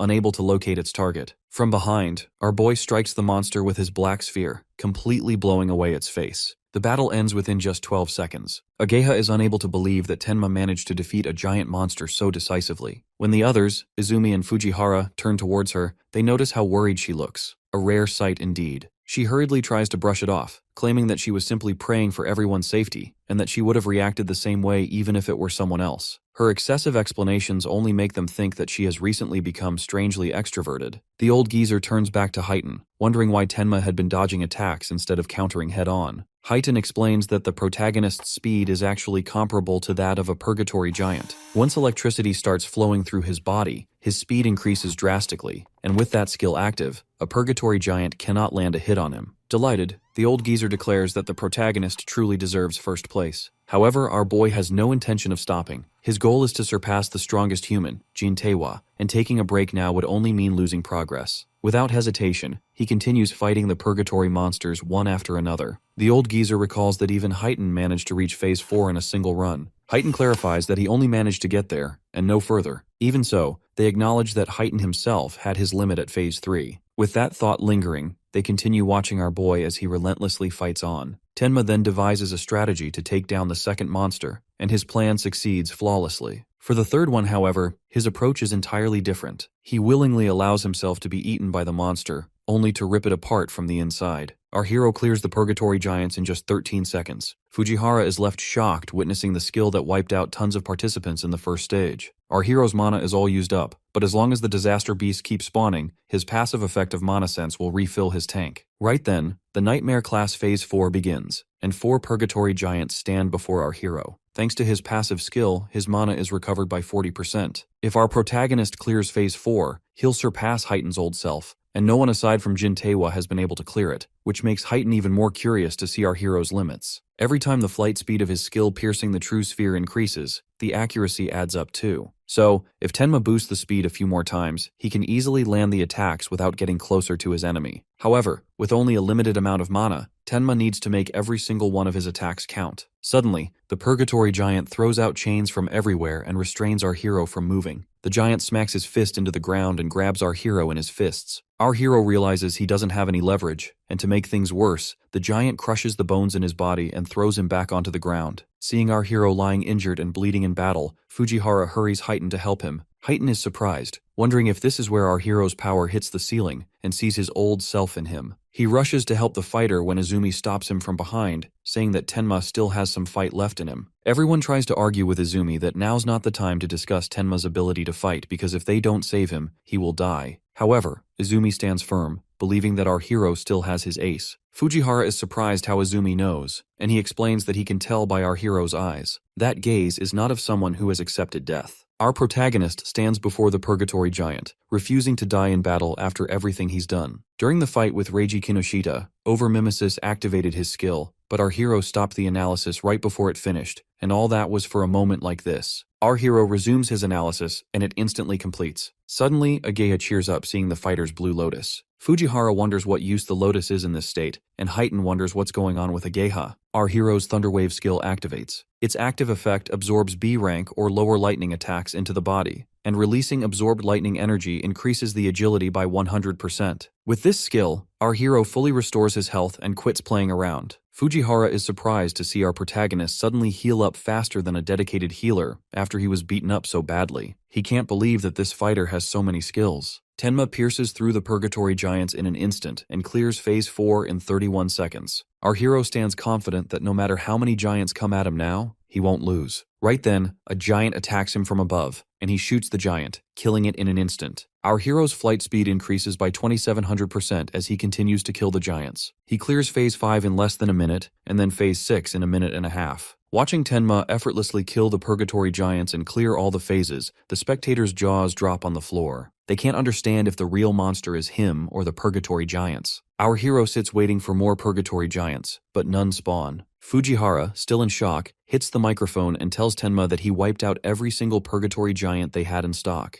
Our hero is surprised that he beat all the Purgatory Giants because he didn't know there was a difficulty cap. After losing count of kills in the battle, he wonders how many he killed. Since our protagonist can't level up, the experience from the disaster beasts he killed drops as Karma Stones instead. Fujihara is surprised to see a Karma Stone in the testing ground, and seeing its blue color, he knows it holds at least 10,000 experience points. Izumi explains that our hero can't absorb experience, so his XP is transformed into Karma Stones instead. Right then, our hero walks through the gate, and Fujihara welcomes him with praises of his potential. He invites Tenma to come with him, promising him a good instructor. Our hero politely refuses the offer because he already has a teacher. Fujihara tries to convince him, arguing that some random instructor can't handle a talent like him, and only someone with connections and resources can benefit him. Hetten tells the old man to stop pestering the young talent, otherwise he'll just dislike him. The old man tries to get Hetten to convince our hero because they can't let someone ruin his talent. Right then, our hero thanks Heighten, and the old man's face turns to shock when Heighten mentions he didn't mind helping Izumi's student. Fujihara is shocked that the young talent is Izumi's student. He now understands Tenma's talent. Izumi checks up on his student for any injuries, but seeing how he was hyped up to challenge Phase 7, she knows he's not hurt. Our hero tells his master that he's not injured but his stamina has run out, but assures him that he can recover after a short break. Fujihara now understands the young talent's skills. Izumi's other students also wiped out all the disaster beasts in the second stage too. Our hero asks if Tewa also made it to Phase 6, but the old man explains that back then they only had Phase 4 max. When it wasn't enough, They increased it to 8 this time, but expanded it to Phase 6 after that. Izumi then leads his student to watch as the other participants enter the second stage. Meanwhile, Rimi grows too tired after finishing a hard class and finds the nightmare class impossible to pass and gives up. Sei already tried her best and suffocated the monsters in a giant water sphere. With her mana nearly out, she also finds the next level too impossible and gives up. Our hero is surprised to see them already out because he expected more from them. Fujihara reminds him that most participants can't even clear normal class, and with how quickly they defeated the electric rhino, he's confident they'll land in the top 10. However, the two fighters haven't come out after giving up, because leaving the testing ground is not permitted unless critically injured. On the other hand, the other participants make it to the nightmare class. Hayton feels confident that Gaku Ue will be able to take down at least one purgatory giant with his rare artifact. But for Shion Akagami, who's a Shikigami user, making it this far shows her commitment to the fight. Shion transforms into a giant monster and hits the giant with a powerful punch. Our hero is surprised that Shikigami can change into different forms and wonders if Ageha's jade butterfly can do that too. However, Ageha tells him that she can't do it, and this is her first time seeing a transformation. Shikigami have different varieties, and their abilities are a mystery, and she advises our hero to be careful if he ever encounters a Shikigami. Our hero now realizes how strong Shikigamis are, and decides to give all the XP drops to the black dog he stole from Charles from now on.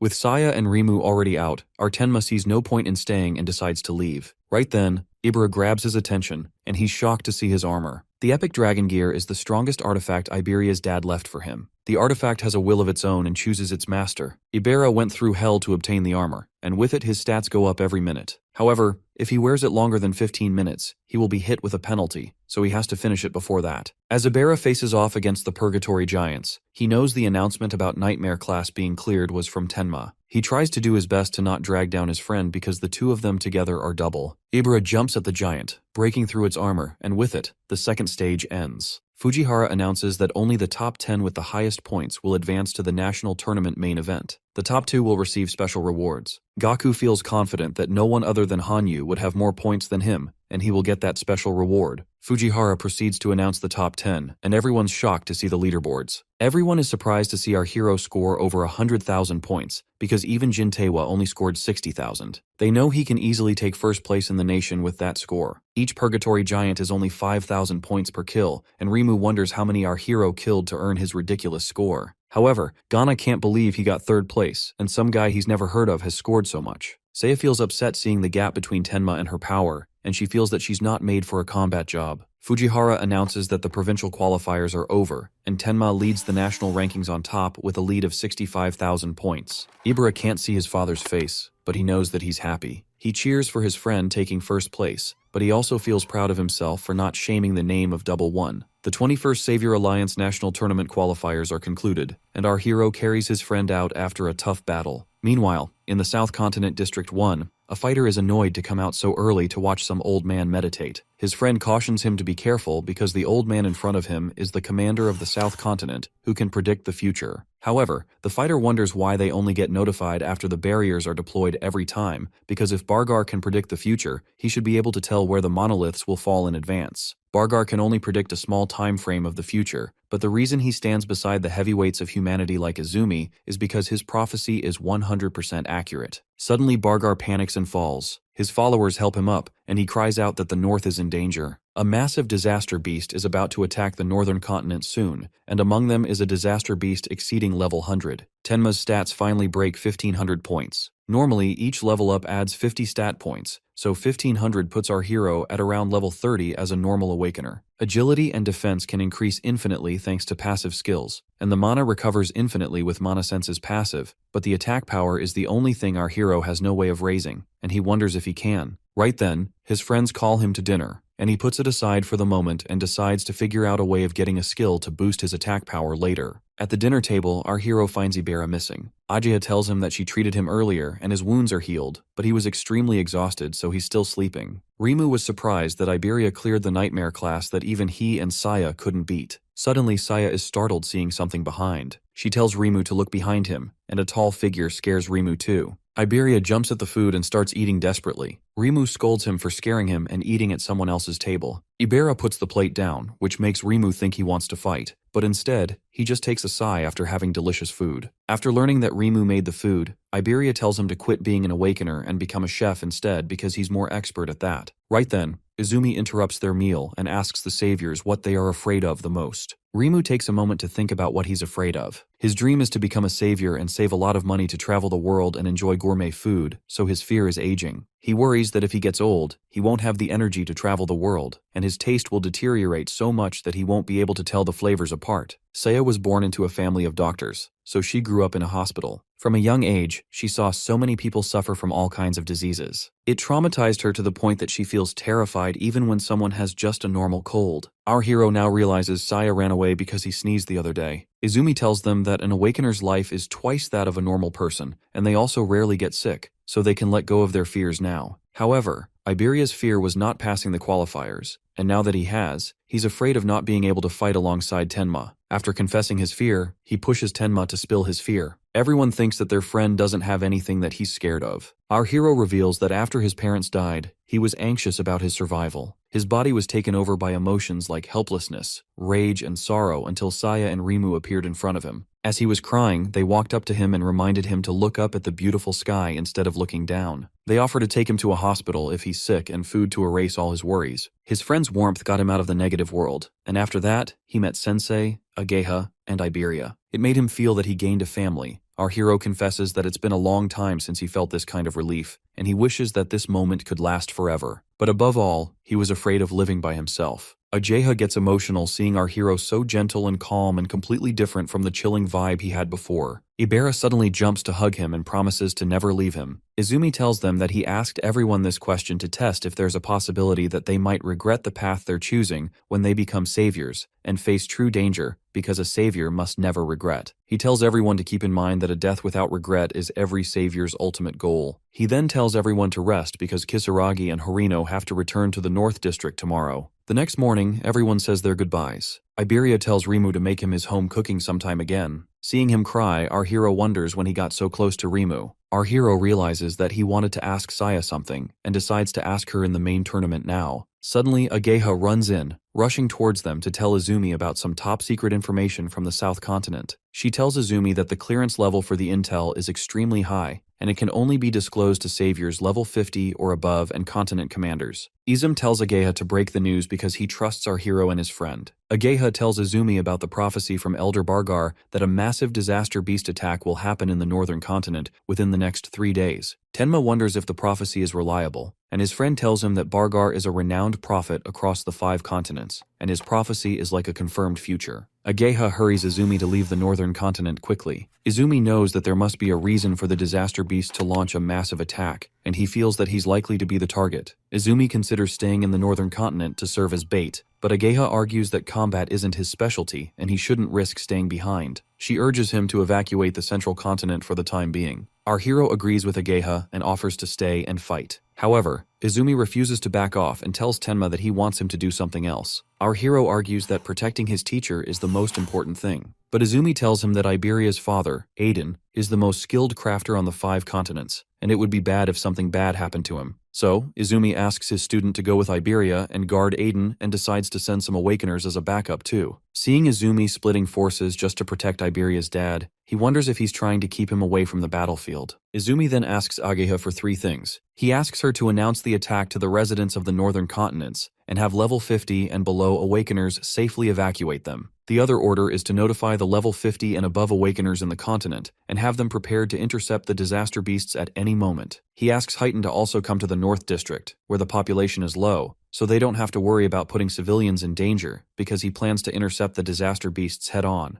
Ageha informs her father that all the arrangements have been completed and that Heighten will be arriving soon. As he dismisses her, he notices a trace of hesitation in her expression. It doesn't take long for him to realize that she is curious about one thing: why he chose to send Tenma to Aiden in the first place. Ageha is unable to hide that curiosity, and seeing no reason to avoid the topic, he decides to explain. He tells her that they are expecting the appearance of prophesied disaster beasts, monsters whose levels could easily exceed 100. If Tenma were to encounter such beings, he would be forced to fight seriously, and in doing so, he would involuntarily expose all of the skills he currently possesses. Ageha immediately argues back, pointing out the danger in that logic. By revealing Tenma's best abilities so openly, they would also be informing the disaster beasts of his strengths, giving them time to prepare countermeasures and ultimately kill him anyway. Her father then shares another observation he has made about Tenma. Despite his versatility, he noticeably lacks raw attack power. According to a rumor circulating among high-level circles, Aiden possesses an artifact capable of greatly boosting offensive strength. If Tenma were able to acquire that artifact, he would become an awakener who possesses nearly every possible ability, filling the one gap that currently holds him back. At around 8 p.m., on the first day of the prophecy, monoliths begin raining down upon the districts of the northern continent, signaling the official start of the assault. In North District 2, Tenma and Iberia are sprinting through the streets, heading toward Iberia's father, fully aware that a disaster beast attack could occur at any moment. Suddenly, they spot a monolith descending from the sky and realize that the attack has already begun, landing directly in the center of the city. Tenma isn't sure whether all the citizens have successfully evacuated. If a disaster beast were to appear right now, casualties would be unavoidable. As panic spreads, the citizens of the city begin to run for their lives, just as the Elder Bargar had predicted. Meanwhile, Tenma carefully observes the barrier forming around the area. He finds himself torn between two difficult choices: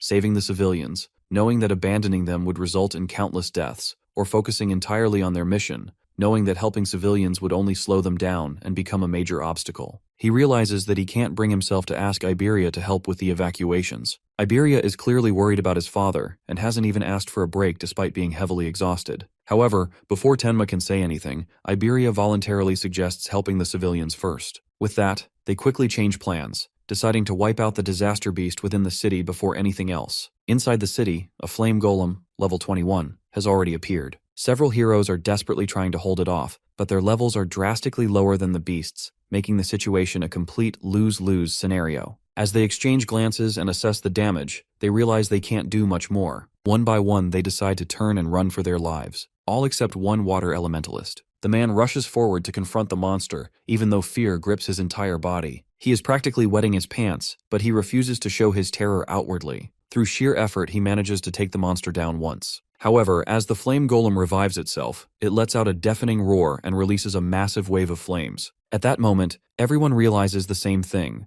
They are about to be turned into grilled chicken. Just as all hope seems lost, Tenma appears and blocks the incoming flames, defending them effortlessly. He immediately instructs Iberia to guide the civilians to safety, while he handles the beast alone. The civilians stare in disbelief at the wall of ice that shields them and frantically ask Iberia if they are saviors. Iberia quickly denies the claim, though he confidently declares that he will surpass Jintewa someday. The civilians, still shaken, lash out at him, calling him a brat despite the fact that he saved their lives. Then their attention shifts towards our hero. They notice Tenma standing there, completely covered in ice armor. For a moment, they wonder if his body itself is some kind of artifact. Some time ago, Izumi had warned Tenma about the black sphere he uses. While it possesses immense power, its casting time is far too long. Against a truly strong disaster beast, its flight speed can't even be considered fast. If the first shot were to miss, the enemy would immediately become cautious, making it even harder to land a second hit. Izumi advised him to avoid using it as much as possible, and only rely on it when it was absolutely necessary, when he was completely certain he could finish the opponent in one strike. Back in the present, Tenma realizes that using the black sphere in the middle of a crowd would only draw more attention to him, especially when people are already whispering about him being a high-level awakener. He decides instead to rely purely on overwhelming force. Activating his Thunder Wave, he leaps into the air and delivers a crushing kick straight to the monster's head, sending it flying into the ground. The spectators are left speechless. A disaster beast is being beaten down by someone who looks no older than a teenager. Many assume that the flame golem must have already been severely injured. However, the civilians who witnessed the fight up close know better. They can't believe that a level 21 flame golem was unable to even lay a finger on him. This only deepens their confusion, making them question who Tenma truly is. As soon as the monster is defeated, Tenma and Iberia immediately flee the scene.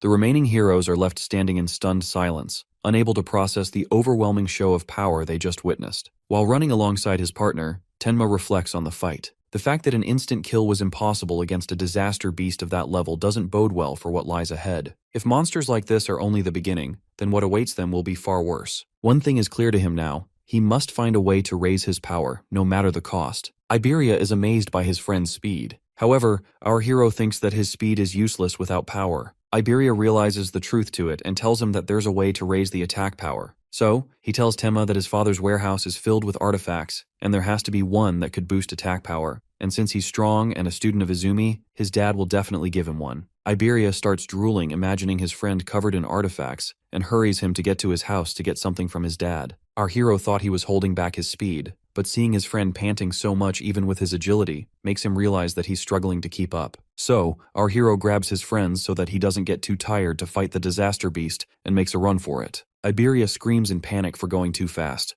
but our hero tells him to put up with it for wasting too much time. After a short while of running, Iberia takes a sigh of relief for making it in one piece. Our hero wonders why his friend's dad lives in a deep forest when a town's much safer, and Iberia explains that his dad finds it too noisy to concentrate on crafting in town. However, he cautions his friend from underestimating the defense because there are tons of traps all around the place. Our hero now realizes why he was feeling the traces of mana, and his friend assures him that he'll be fine as long as he follows the path. Tenma knows he can avoid the traps with his mana sense. His friend, feeling too confident of himself, suddenly steps on a trap. He starts panicking because the trap he stepped on is the most troublesome. Our hero feels the mana getting stronger, and suddenly, an epic iron golem stands before them. Our hero is surprised that the old man even has humanoid artifacts. The iron golem swings his arm to attack Iberia, but our hero steps in and blocks the punch. As our hero stands against the golem, he knows that the artifact's attack power is stronger than him. However, he still can't destroy the artifact with his piercing true sphere because it's meant to protect his friend's dad. He asks Iberia if there's any way to stop the golem, and Iberia tells him to go for the karma stone in its chest because it's the power source. Our hero activates his thunder wave because he may be lower in attack power, but he's faster. He quickly climbs through the iron golem's arm and steals its karma stone. Suddenly, Iberia screams at Jusuke to stop.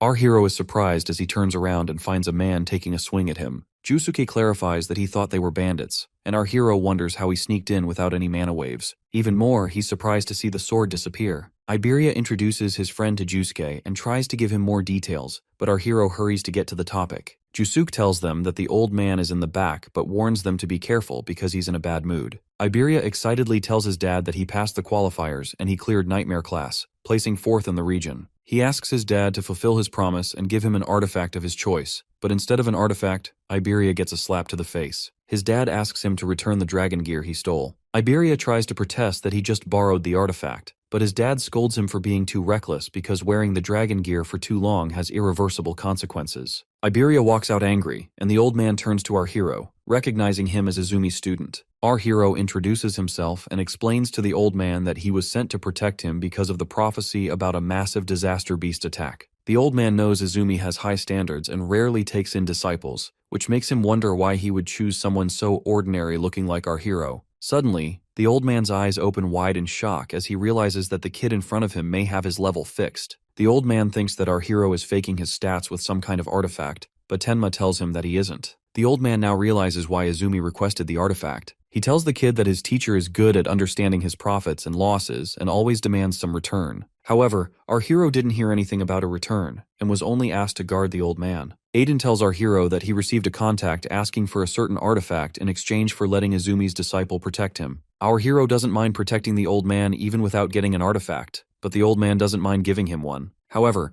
Aiden wonders why Izumi specifically chose a failed product. Originally, it was an item made to bring out the maximum attack power of an awakener, but suddenly a crack appeared on it. The artifact's rank became unknown, and a mysterious broken effect was added to it. The broken effect is that the critical rate resets when the user's level increases. So, the artifact becomes completely useless for a normal awakener. The old man was confused why Izumi requested this artifact, but now seeing his stats, he understands the reason. The old man finds our protagonist special. He doesn't know how he gets stronger, but he believes the artifact could be perfect for Tenma, whose level doesn't increase. As he defeats disaster beasts, his critical rate will eventually reach 100%, and in the future, every attack will be strengthened by 10 times. Our hero equips the broken critical crystal, but the critical rate only increases when he defeats enemies with higher attack power than him, which is a bit difficult. So, he decides to figure out countermeasures after surviving the attack. Aiden finds the artifact suitable for Tenma. Our hero thanks the old man, but Aiden believes that he makes the artifact while they fight the beasts, so a thanks is not needed. He assures our hero that the disaster beasts won't attack such a remote place unless they already know his location and tells him to rest. Suddenly, something falls,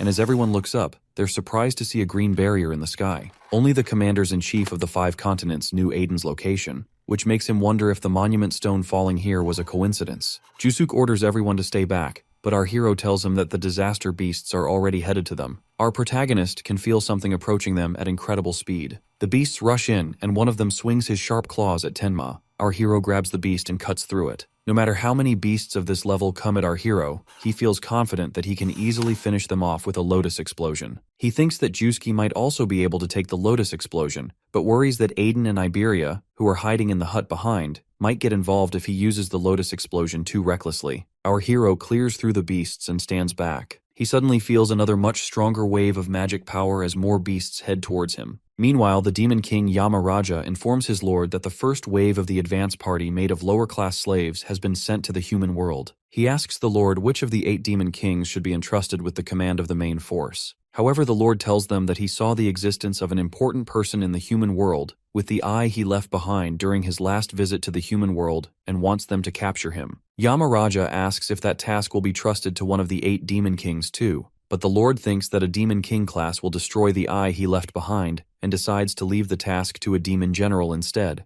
As for the command of the main force, he decides to give it to the ape-eating demon because he hasn't tasted a living human in a long time. Our boy suddenly hears Iberia's voice nearby and wonders if some beast managed to sneak into the room. Almost on cue, a level 24 horned guardian monster spawns in, looking for a scrap. Tenma gets serious and realizes it's finally time to stop sandbagging and pull out that one ability he's been keeping on ice. He notices this mob is hitting harder than usual, which is actually a W for him since it boosts his crit rate. According to the system, his broken crystal pumps his crit rate by a lot, and every time he levels up it resets, so he's ready to farm some stats. With the plan set, Tenma fires his clear orb to test the new skill, and a beam of purple energy instantly drills through the monster, deleting it in one shot. Just like that, his crit rate hits 1%, everything going exactly to plan. He tells Josek to hold things down outside while he handles the pest control inside, then rushes toward the cabin at full speed to make sure his friend doesn't get spawn-killed. Inside, Iberia is pinned to the ground with a horned demon over him, completely helpless without his dragon gear. He's just about to accept defeat when his dad suddenly drops in and blocks the attack with a massive hammer. Iberia is stunned. He always thought his dad was just a regular craftsman, but Aiden doesn't even flinch. Then, the monster charges at the old man to finish him off, but before it can even reach him,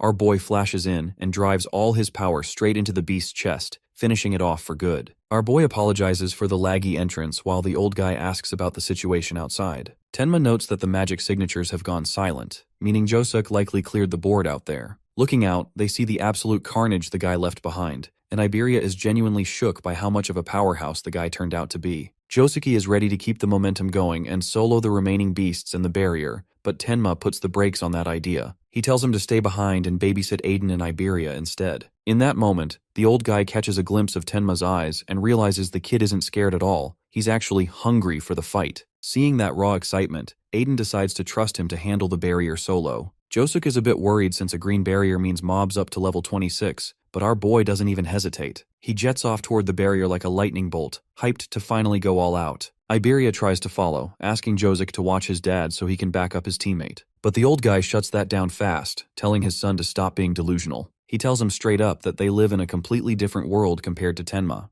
Iberia tries to argue about teamwork and covering each other's backs, but Aiden hits him with the brutal honesty special, calling him dead weight and saying he'd only get in the way. Those words hit Iberia like a truck, especially coming from his own father. Aiden explains that the normal rules of teamwork don't apply to someone like him, and he asks his son if he's ever actually looked into the boy's eyes during a fight. Iberia has no comeback for that, finally realizing just how wide the gap really is. Back at the barrier, the system pings 5 enemies nearby and instantly tops off our boy's magic by 50%. Surrounded on all sides, he doesn't even break a sweat, telling the creatures to get out of his way before they get hurt. He triggers a Lotus Burst, and the resulting blast is so massive it deletes all 5 enemies in one go, bumping his critical rate up to 2%. Far away, Iberia and Josuke see the forest light up from the explosion and go completely tense. Josuke realizes that the guy's slow leveling isn't about a lack of skill, it's definitely tied to some unique, broken gift he's hiding. Inside the green dome, our boy can feel the vibe shift immediately. The beasts in here are built different. His magic detection gets fuzzy because the barrier is basically a signal jammer, but he remembers his master's guide to color-coded danger. Green means he's looking at level 26 to 50 mobs, which honestly just sounds like a buffet of experience points to him. He summons his new monster, a B-rank level 16 Deathhound, and gives the good boy a pat, promising that the wolf can have all the XP from this run. With that, he starts walking toward the barrier, dead serious. The beasts inside are his prey now. Over at a private estate that same night, things are getting pretty tense. A young woman lets her dad know the awakened guards have finally touched down,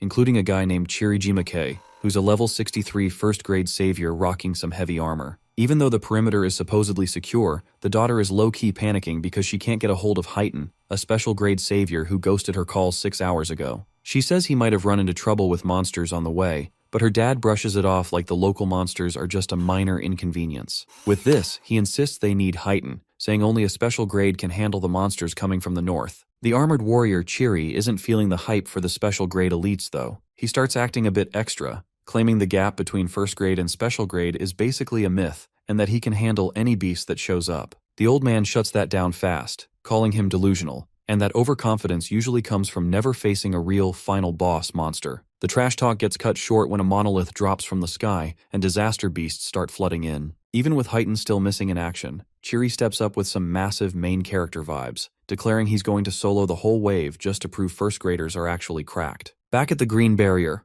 our boy and his wolf find themselves in a creepy mirror version of the forest. A green beam shoots up, and he realizes the barrier is its own separate dimension, since his magic detection is only picking up signals from the inside. The system pings 5 enemies, instantly topping off his magic, so he gives his wolf a good boy pat and tells him to play goalie at the entrance. With this, he sparks up his electric powers, ready to clear the room. Just then, 2 massive units charge him, but he's too fast, dodging the first and body slamming the second with his black wall. He finishes the combo with an electric blast that sends the rest of the mobs flying. When a much bigger, elite monster tries to step up, our boy doesn't even let it finish its intro. He fires his clear orbs straight through its face, bumping his critical rate to 3%. Dropping the monster, he checks out the green monolith, wondering if he can just one-tap it to collapse the barrier, but the system pings 1 more enemy. He locks back in, knowing there's still one last boss lurking in the shadows. Without warning, several black spikes erupt from the ground, nearly skewering Tenma. He dodges just in time, realizing that if his magical detection hadn't picked up that split-second ripple, he'd be a literal kebab right now. He looks toward the monolith and spots the source of the attack lurking behind it, immediately clocking that this beast is a different breed compared to the fodder he's been clearing. This isn't just a mindless monster, it's something much more dangerous. From the outside, the massive green barrier looks like a giant dome swallowing a huge chunk of the forest. Iberia is standing there looking pretty bruised and stressed, worried he's just dead weight for his friend.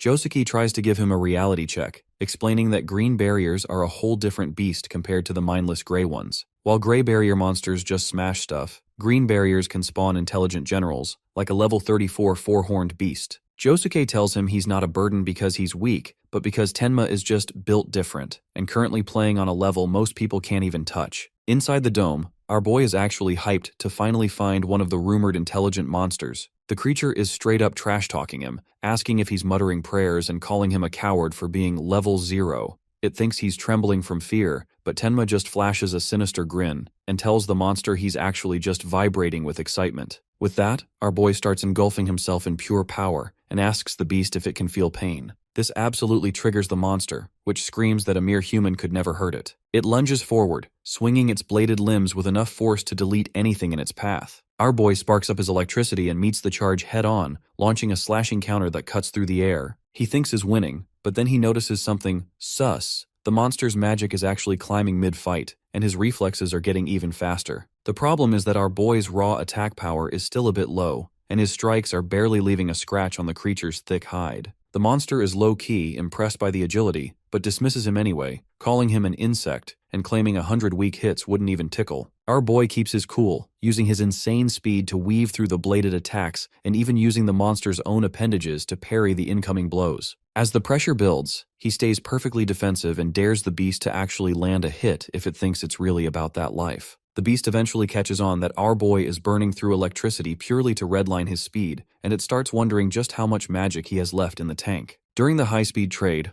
our boy realizes the creature's antennas are actually part of its main body, which explains why his mimesis skill was acting sus and not triggering on them. He stays focused on the grind, dodging attacks while keeping a mental tally of every hit he lands. The monster thinks the effort is pointless, but with his magic hitting the red zone, Tenma decides it's time to stop playing it safe and go for the all-in play. He ramps up the frequency of his strikes, knowing that all he needs is one lucky critical hit to end the fight. Every tiny scratch he lands builds up the system's hidden meter while the monster just scoffs, thinking its bladed armor is invincible. In his rush to stack the hits, Tenma gets a bit too aggressive and eats a heavy counter with a tentacle going through his body. The monster mocks him, asking where all that big talk about pain went, though it secretly gives him props for having a defense stat high enough to actually survive the hit. Just when things look dicey, a red aura explodes around our boy, the signal from the crystal that his pity timer is up. His next move is guaranteed to be a crit. Putting every ounce of power he has left into one move, he drives a massive punch straight into the monster's chest. The impact is absolutely nuclear.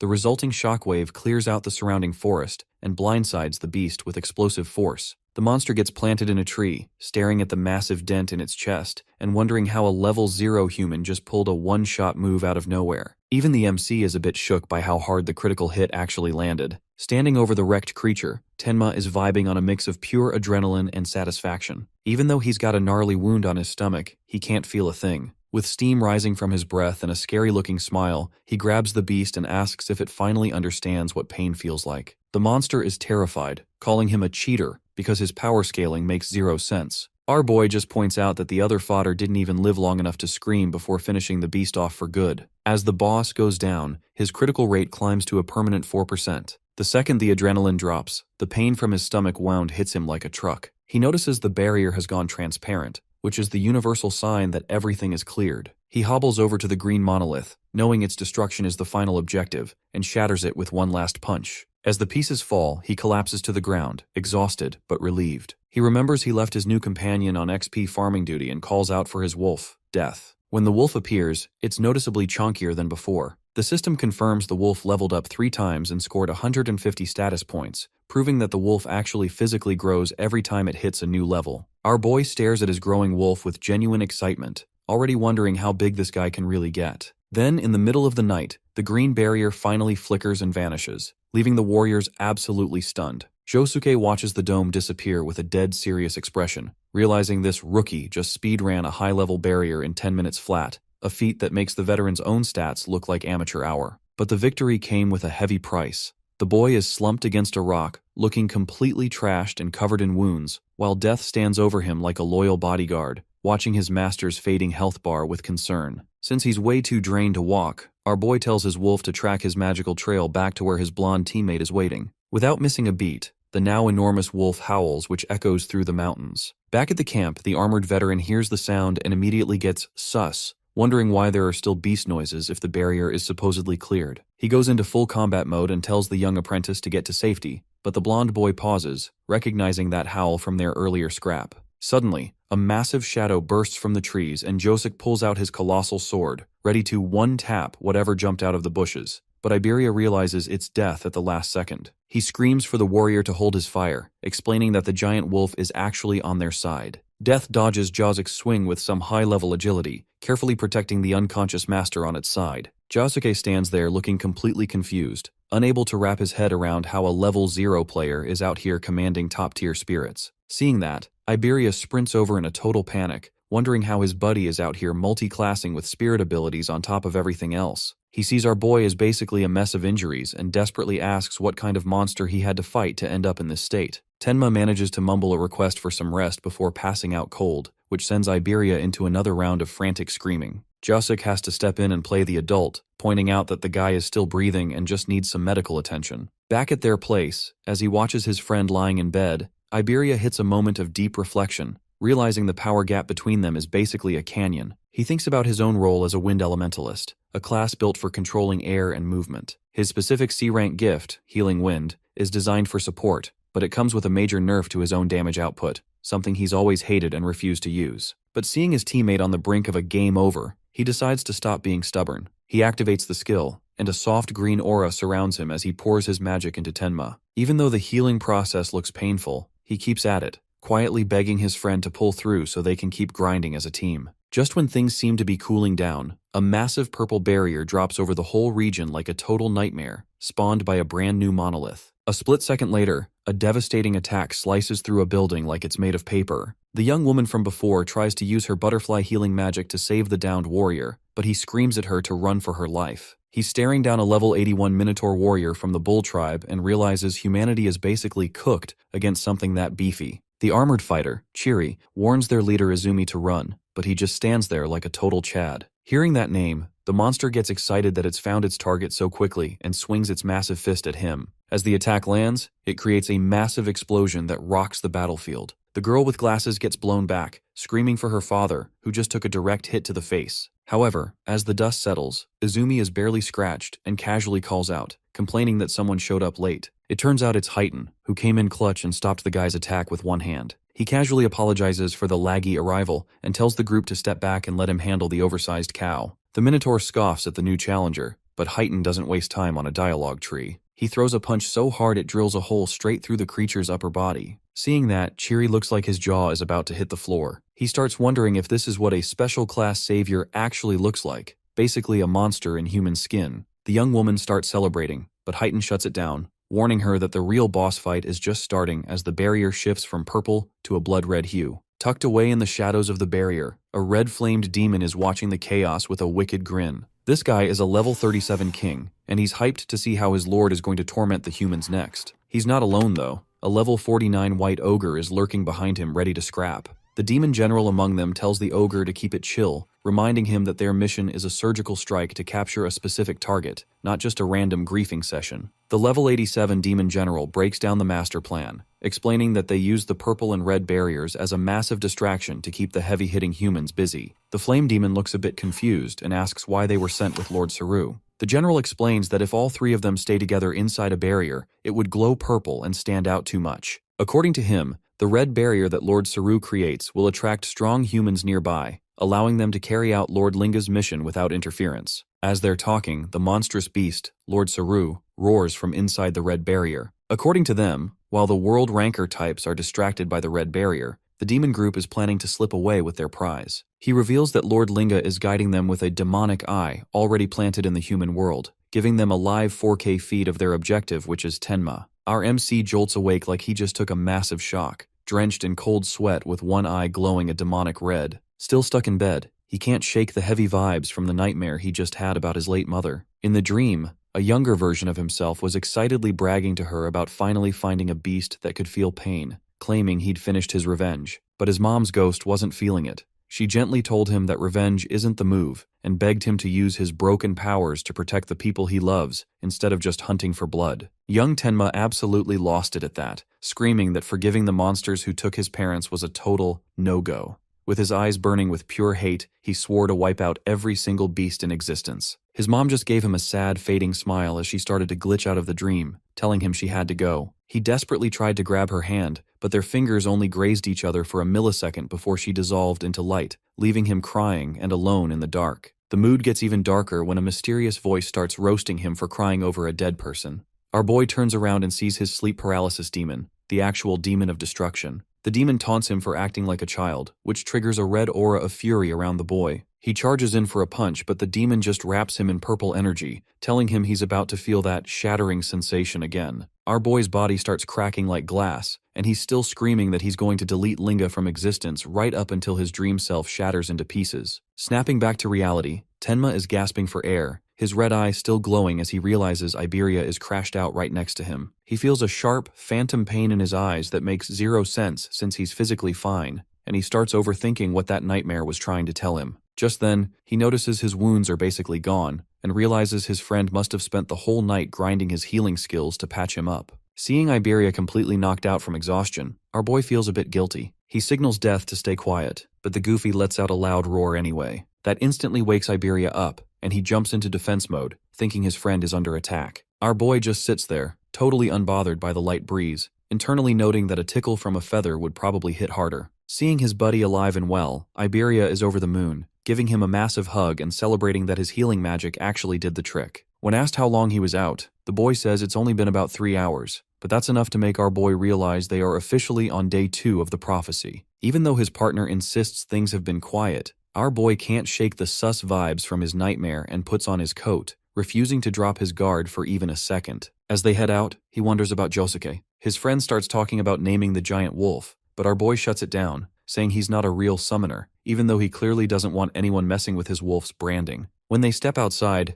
Josuke spots him and casually points out that it wasn't just the bandages that healed him. He asks if it was Iberia who finally used his ability. Hearing that, Tenma is a little surprised that the guy's actually a healer, but he quickly brushes it off, saying he can fight too. Still, Tenma makes a mental note of it as they head over to the veteran warrior by the campfire. Our boy asks the veteran if the backup has arrived yet, which strikes Josuke as a bit weird. He points out that the forest is a literal maze, making travel a total grind, but Tenma isn't buying it. He's starting to sense a dark, heavy energy creeping through the gloom, feeling like something nasty is closing in on their position. Meanwhile, far away, a squad of reinforcements is actually sprinting through the woods, trying to reach Tenma's group. A guy with a ponytail is complaining to his fellow Kobayashi about the scenery, but staying hyped because finishing this mission means a fat promotion. Suddenly, a pink-haired girl in the group tells everyone to kill the engine and stop. She sensed something off and warns the squad to get into combat stances because something is headed their way fast. Right on cue, they notice two shadowy figures who also realizes that they've been spotted and step out of the brush, and it turns out it's the flame-haired demon along with his white ogre creep. The flame demon hits them with a twisted smile, asking if they're all heading to the same party. Before they can even react, the demon summons a flaming skeleton to join the fight. The fire demon roasts the humans for being fragile, bragging that one fireball was all it took to start the chaos. Nearby, the white ogre is standing over a flattened warrior, having just punched the guy into the dirt. The fire demon even comments on how extra the ogre was for hitting the guy that hard, making it clear these reinforcements are in for a long night. The pink-haired girl is absolutely spiraling, demanding to know how these freaks spawned without a barrier. The fire demon just hits her with a cruel smirk, conjuring a fireball while bragging about how far they've traveled just to ruin her day. She starts sobbing in total despair, realizing she's trapped in a no-win situation, while the demon general casually glances at the fire demon and warns it not to touch his kill. Suddenly, the fire demon gets hit with an ice attack out of nowhere, freezing him solid on the spot. The demon general makes it clear that this was just a warning shot, and things will get way worse if he doesn't stay in his lane. Furious, the fire demon manages to shatter the ice and burst free with his flames, secretly sweating over how close he came to a permanent game over. Meanwhile, the girl is just standing there in shock, watching these two powerhouses flex on each other. She wonders if they're actually going to let her walk away, but the fire demon isn't convinced she's worth the mercy. The demon general, however, just wants to test out a fresh gift from its lord. Dark energy tendrils erupt and snag the girl, making her scream as the dark magic completely overwrites her system. When the smoke clears, she's standing perfectly still, her face hidden in shadow, and her vibe completely changed. While his partner thinks she's dead, the demon general reveals that she hasn't been deleted, she's been converted into a demon. Her eyes start glowing red, a mark appears on her forehead, and the general confirms she's now a loyal puppet for their side of the war. The girl drops to one knee and asks for her new objective. The demon general tells her to go undercover in human society and play the victim, claiming her squad was wiped out, and she's the sole survivor. She's told to wait for the arrival of their big boss, Linga, and with the mission locked in, she disappears into the dark forest to start her infiltration. The demon general still doesn't get why they're recruiting low-level humans, but the general explains that they've already converted thousands, including some of the top-tier awakened fighters. The plan is to use these sleeper agents as high-value pieces once their lord officially takes over the world. The leader shuts down the chatter and tells everyone to move out, reminding them that this mission is the highest priority on their list. Fast forward to the second day of the prophecy, and a massive iron golem is standing guard over a totally silent village. Looking at it, Josuke notes that the golem's tank stats definitely make up for their small party size as they prep for the next raid, saying that he asks where Tenma is, and Iberia lets him know that the dark-haired guy is currently busy at the workshop. Inside the workshop, Tenma is geeking out with Iberia's dad over a crystal that went off during his last scrap. He explains that despite having a tiny 3% critical hit chance, it jumped to 4% after he dropped that forest beast. The old craftsman is seriously impressed, noting that landing a crit with such trash RNG is basically a miracle. But our boy admits it wasn't just about the extra DPS. He felt like he entered a flow state, where he could see everything coming and felt completely untouchable. The blacksmith thinks it over, wondering if it's a hidden perk of the boy's gear, that legendary Ultra Instinct feeling where everything slows down, and the chaos of the battle just feels like a walk in the park. Tenma nods, confirming that's exactly how it felt while he was dancing around those monsters in the middle of all that danger. The dad is visibly shook and explains that he actually tapped into the legendary flow state during live combat. He describes it as that ultra-rare phenomenon where someone gets so deeply absorbed in what they're doing that the rest of the world just stops existing. Since the boy looks a bit lost with the jargon, the blacksmith breaks it down into simpler terms. It's like a painter who forgets to eat because they're locked into a masterpiece, or an athlete whose body just moves on autopilot with zero mistakes. When an awakened person hits this zone, their senses get cracked and every single attribute and skill effect gets a massive 120% buff, making them way more dangerous than usual. Tenma is completely stunned because his master never even mentioned this was a thing. The old man points out that it takes a laser-focused mind and a huge amount of luck to pull it off. which is why it's usually the line in the sand between actual geniuses and everyone else. Most people never even see it, and the craftsman admits it took him 2 years of awakening just to find that zone once. The fact that the boy pulled it off in just 1 month is basically a speedrun record that shouldn't be possible. Suddenly, Tenma's focus shifts as he picks up on 3 dark, powerful signatures closing in at high speed. At first, they think it might be the guards, but the energy feels way too toxic, more like disaster beasts. The boy decides to check the perimeter immediately, sprinting out of the workshop and throwing the door open with a dead serious look, ready to scrap. His friends outside are confused by his sudden tension, but he warns them that he's sensing magical waves that mean more trouble is coming. Iberia tries to play it cool, pointing out there's no barrier and the iron golem is on watch, but the logic doesn't hold up for long. Without any warning, something hits the golem with insane speed. Iberia is left speechless as the massive metal giant is pierced straight through the chest, its heavy frame literally falling apart into scrap metal. Josuke is just as stunned because the golem got one-tapped before it could even register the threat. That's when 3 high-level demons, the demon general and his team, reveal themselves. The system confirms it's still day 2 of the prophecy as a heavy, unsettling aura starts suffocating the area. Our boy locks onto them and realizes these guys are on a completely different level than anything they fought in the barrier. The leader's magical waves are the most oppressive thing he's ever felt in his life. The demon leader announces that it's going to personally handle the capture of the target, while its 2 subordinates handle the trash disposal.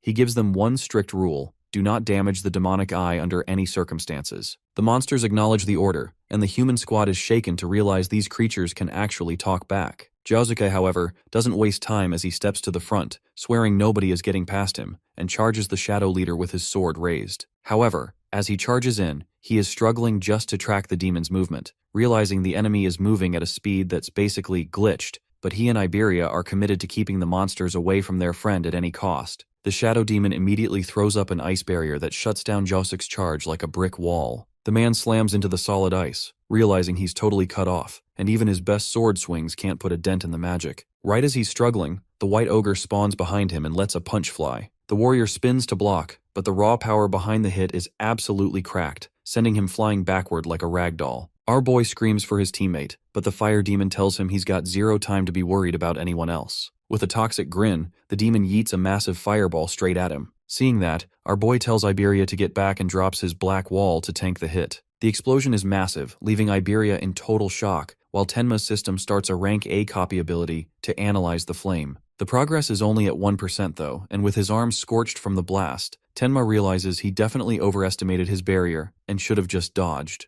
The fire demon mocks him for thinking some weak ice could stop its heat, but he secretly wonders if he went too hard, since the boy is the bearer of the demonic eye. Tenma is struggling on his knees, and when the demon's scan shows he's just a level 0 human, he starts laughing. He figures he can just finish him off and ignore the mission entirely because the gap in power is just that big. But Tenma isn't folding as he summons his Death Hound to even the odds. The demon just mocks the 2v1 attempt, calling the wolf a basic summon and bragging that even 10 more beasts wouldn't change the outcome. Our boy is putting all his chips on death to pull them through, and when the next explosion goes off, the demon is shocked to see the kid actually dodged it. The monster notices something sus about the wolf too. It's not just blindly following the boy, but is actually moving toward the demon's true objective. Doing that, Tenma thinks to himself that if he plays weak, he can bait the demon into stalling, but he just can't bring himself to act like a coward. Instead, he lets his aura explode with red eyes and blue lightning, basically telling the demon he looks mid at best. The fire demon is absolutely triggered by the inferior creature talking trash and decides to turn him into ashes immediately. He launches another massive attack, but the boy dodges it cleanly, figuring out the demon is a long-range zoner with average movement speed. With that read on the situation, he decides to close the gap and force a close-quarters fight, charging in with everything he's got. The fire demon is caught off guard by the sudden W key approach, genuinely shocked by the kid's speed. Even so, the monster stays composed, watching the boy approach with a creepy smile that says he's got a nasty trap waiting for him. Our boy throws a kick, but just as it's about to hit, the demon summons a shield made of pure flames and blocks it perfectly. He blasts a concentrated burst of fire straight into the boy's chest, launching him backward with enough force to send him crashing hard into a tree. Tenma pulls himself together, realizing he walked straight into a trap.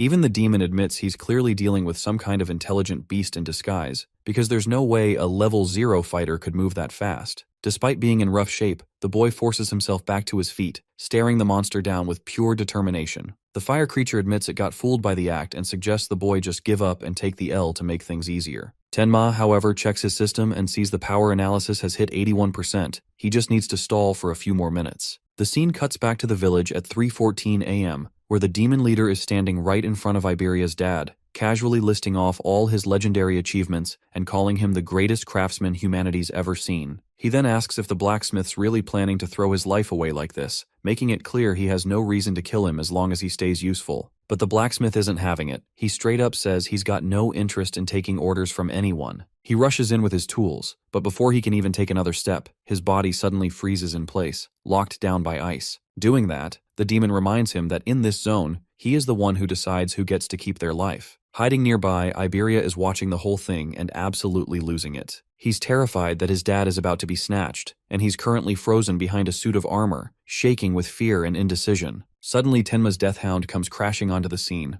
Iberia recognizes the beast immediately, and watches as it launches itself at the shadow demon in full beast mode. But the demon leader just stares the wolf down and, in the blink of an eye, freezes the hound solid. The demon snaps at its subordinates for letting the trash get through, while the blacksmith realizes backup has arrived, even if it's currently in pieces. Still hiding, Iberia is horrified to see that even a powerful summon like that couldn't even touch the enemy. He knows he's outclassed, and his first instinct is to call Tenma for help, but then his father's warning echoes in his head. He knows calling his friend would just put an already injured person into a meat grinder, and he's not willing to risk his friend's life like that. With a new look of determination, he decides that running away is for losers. He's going to save his dad himself, no matter what it takes. He remembers the dragon gear, a special piece of equipment his father crafted, and realizes that's his only real win condition. He sprints toward the workshop, convinced the item is hidden under his old man's bed, mentally begging his father to just hold on a little longer while he goes to get the cheat codes. Just then, the shadow leader catches on that someone was camping nearby but just bailed, calling the person a straight-up coward for leaving the blacksmith to fend for himself. Without missing a beat, the demon announces he's taking the old man to his final destination, while the old guy stays stuck in a block of ice, unable to do a single thing about it. Meanwhile, on the other side of the map, the flame demon is prepping a fatality move called the Red Flame Bullet to finish off Tenma. The boy is in a rough spot. His leg is scorched, so he drops his black wall to mask the injury and pops Thunderbreaker to squeeze out every drop of speed he has left. He's dodging explosions left and right, but the fire monster notices his movement is starting to lag. The demon starts trash-talking, asking how much longer a beat-up kid can actually run from an endgame attack that's guaranteed to hit. The stakes get even higher when the boy notices the demon is using both hands now, telegraphing a massive AoE attack. With a shout, the demon lets loose dozens of flaming projectiles that rain down like a literal firestorm,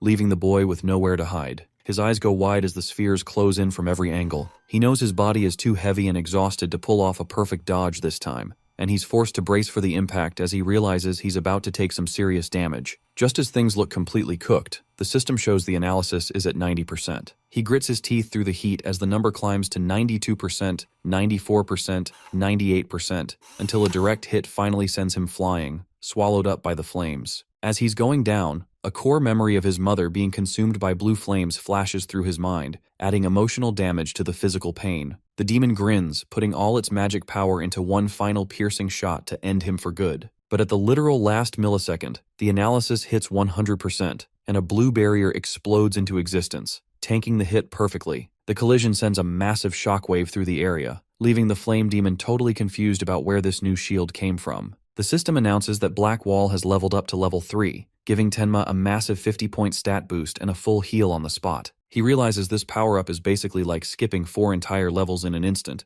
and he's definitely feeling the main character vibes now. The demon can't process how its flames aren't even leaving a scratch anymore, figuring the boy just popped a defensive skill. The Black Wall has evolved too, forming a massive protective ice lotus around him. The fire creature tries to regain its composure, prepping a new attack and telling itself the real fight is just starting. But then it stops dead in its tracks with his eyes wide with pure shock as he realizes the boy's body is back to 100% health, looking like he never even took a hit in the first place. Tenma locks eyes with the demon and lets him know that the original plan was to save someone named Aiden first, but those flames triggered some core trauma from his past, and because of that, he's decided to delete the demon right here and now. His eyes glow red with pure, unbridled rage as he swears to crush the monster into the dirt. Not far away, Josuke gets launched across the forest floor, landing hard after a brutal hit. He barely managed to parry with his karma tool, realizing that without those fast reflexes, he would have been sent straight back to the lobby. Even with the block, the force was enough to leave him struggling to stand,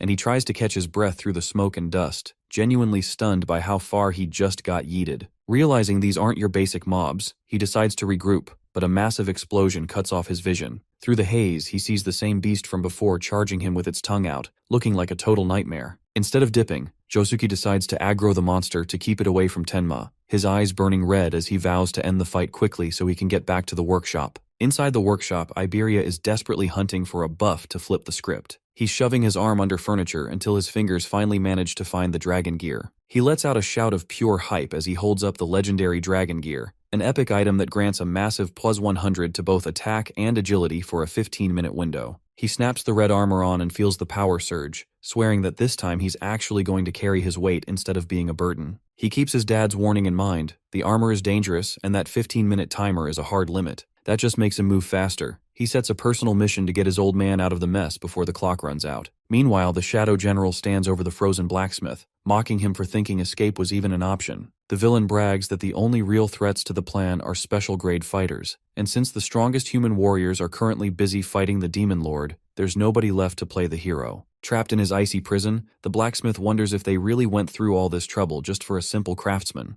The Shadow General tells him not to get a big head, explaining that he's just one small piece in a much larger global-scale plot. Right as the demon is feeling smug, it senses a presence. Someone is blitzing through the trees at high speed, heading straight for them. Out of nowhere, Iberia comes blasting through the trees, moving so fast it's almost a blur, and goes straight for the demon in a desperate attempt to free the blacksmith from the ice. The general notices and looks visibly annoyed, complaining that these humans just keep getting back up no matter how many times they're put down. Elsewhere on the battlefield, Tenma is standing tall on his ice lotus flower, looking like he just stepped out of a spa instead of a firestorm. The fire demon is having a total meltdown trying to figure out the logic here. He watched the boy get turned into a crispy snack, yet now there's not a single scratch on him. Refusing to accept that the boy just hit the respawn button on his health bar, the demon decides that no matter how many times he heals, the ending is staying the same. He unleashes a wild barrage of fireballs, raining them down in every direction to try and delete him for good. Tenma just pops his black wall again, letting the explosions throw heat and dust everywhere while the demon laughs, thinking it's finally making charcoal. But when the smoke clears, the guy just walks out totally unbothered,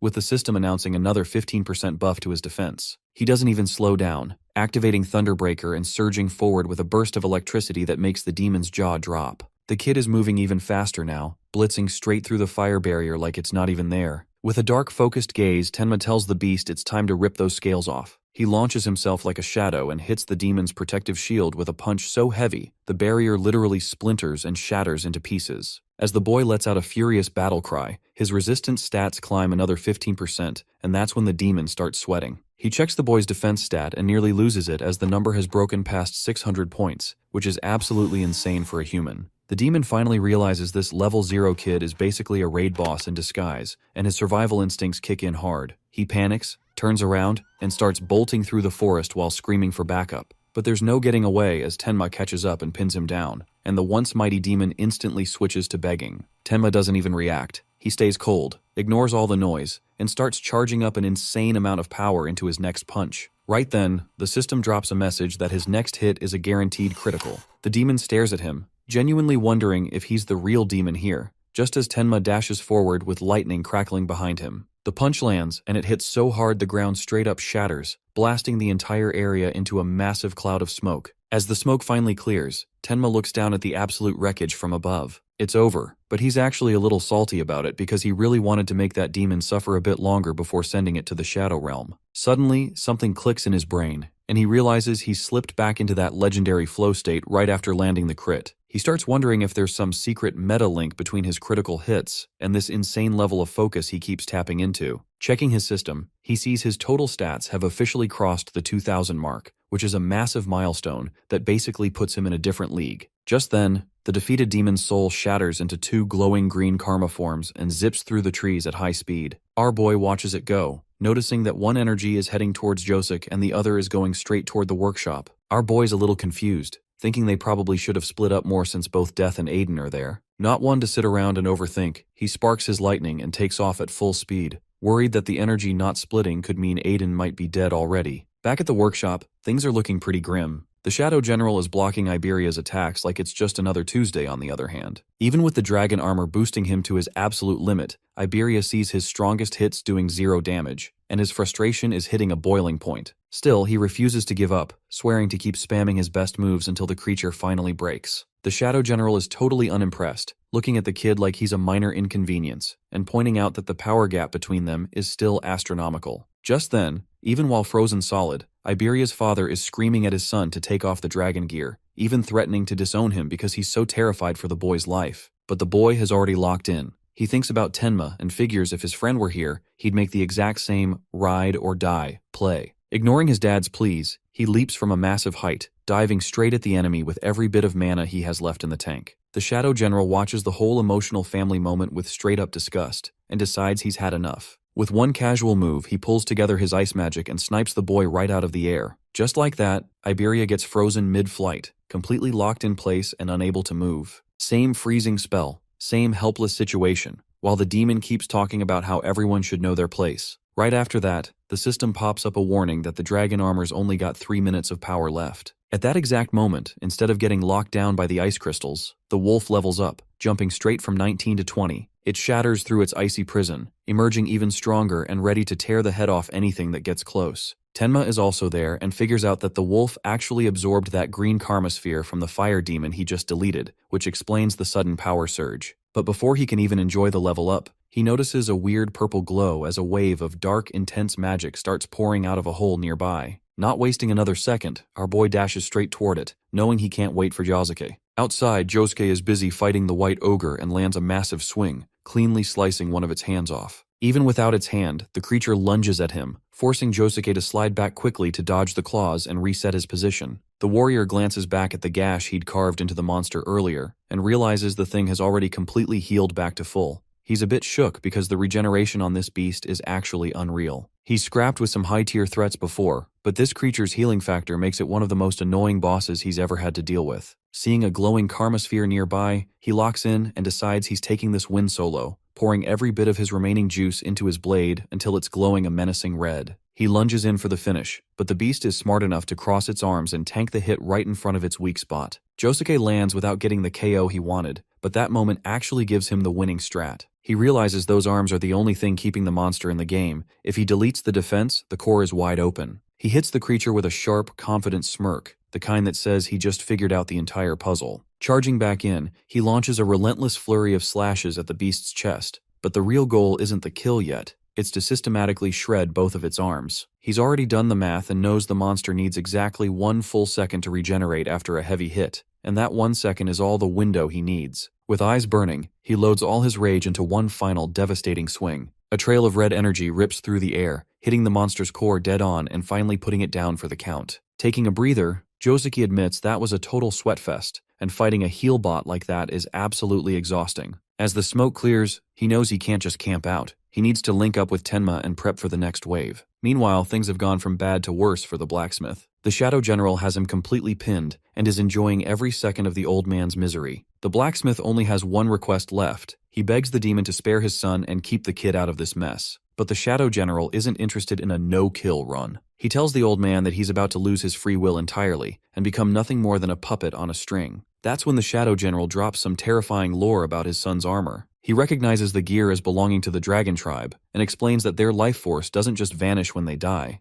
It lingers inside the gear like a virus. The longer someone wears the suit, the more that leftover dragon soul starts eating away at the wearer's mind. And in the end, their whole body is taken over by a genuine dragon. The story takes a quick beat to flashback, showing Josuke and Iberia walking together. The kid is geeking out about how much he looks up to Tenma, which actually catches Josuke a bit off guard. He asks why the boy is so focused on him specifically when there are plenty of other legendary warriors out there to admire. Josuke even mentions some famous fighters they've both heard of, pointing out that even he has more of a reputation than the boy might think. Iberia goes totally quiet, realizing he doesn't actually have a scripted answer for that. He stands there looking surprised that he can't even explain his own feelings. That small moment really sticks with the kid, making him realize that his admiration for Tenma was just always there in the background, like a permanent buff he never bothered to check the stats on. 10 years ago, tiny Iberia was running around with pure main character energy, swinging a wooden sword like it's the most legendary weapon in existence. His mom watches with a wholesome smile, asking if he's vibing with his birthday gift, and the kid is absolutely obsessed. He even gives the toy sword a heroic name, and announces to her that he's going to be a real-life hero, protecting everyone from monsters. He sprints off to show the neighborhood kids,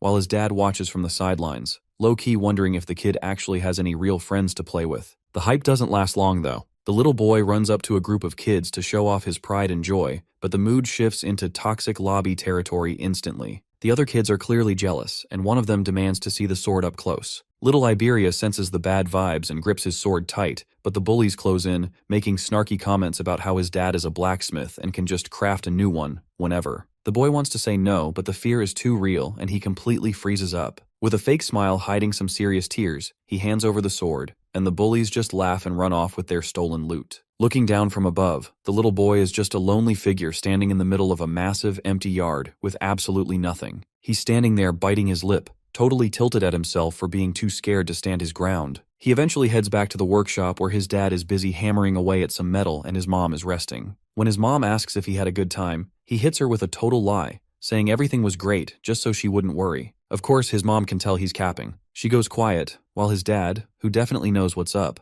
asks where the training sword went. His mom is ready to go mom mode and get it back, but the blacksmith stops her. He points out that even if they get it back, the bullies will just spawn camp him and take it again. He slams his hammer down, frustrated that his son doesn't even have the courage to ask for help when things get rough. He's not being mean, but he's clearly worried that his boy is being way too passive for his own good. Months pass, and the next memory shows little Iberia crying his eyes out in a hospital hallway, his eyes flickering with a faint golden glow. His dad is absolutely losing it, grabbing a doctor by the coat and demanding to know why they aren't doing more to save her. Inside the room, his mother calls his name in a whisper that's barely audible. The boy rushes to her side, grabbing her hand like his life depends on it and begging her not to leave. She speaks to him one last time, telling him that while his father might call him a coward, she knows he's just a soft soul with a kind heart. But then she drops some heavy truth that being kind without being strong is a dangerous combo, because eventually, you'll end up hurting the people you love by being unable to protect them. She tells him he needs to level up for real, to grow strong and brave for when it actually counts. She asks him to watch over his dad and tells him she's 100% sure he's going to be a legendary awakened one someday. Then, the heart monitor flatlines,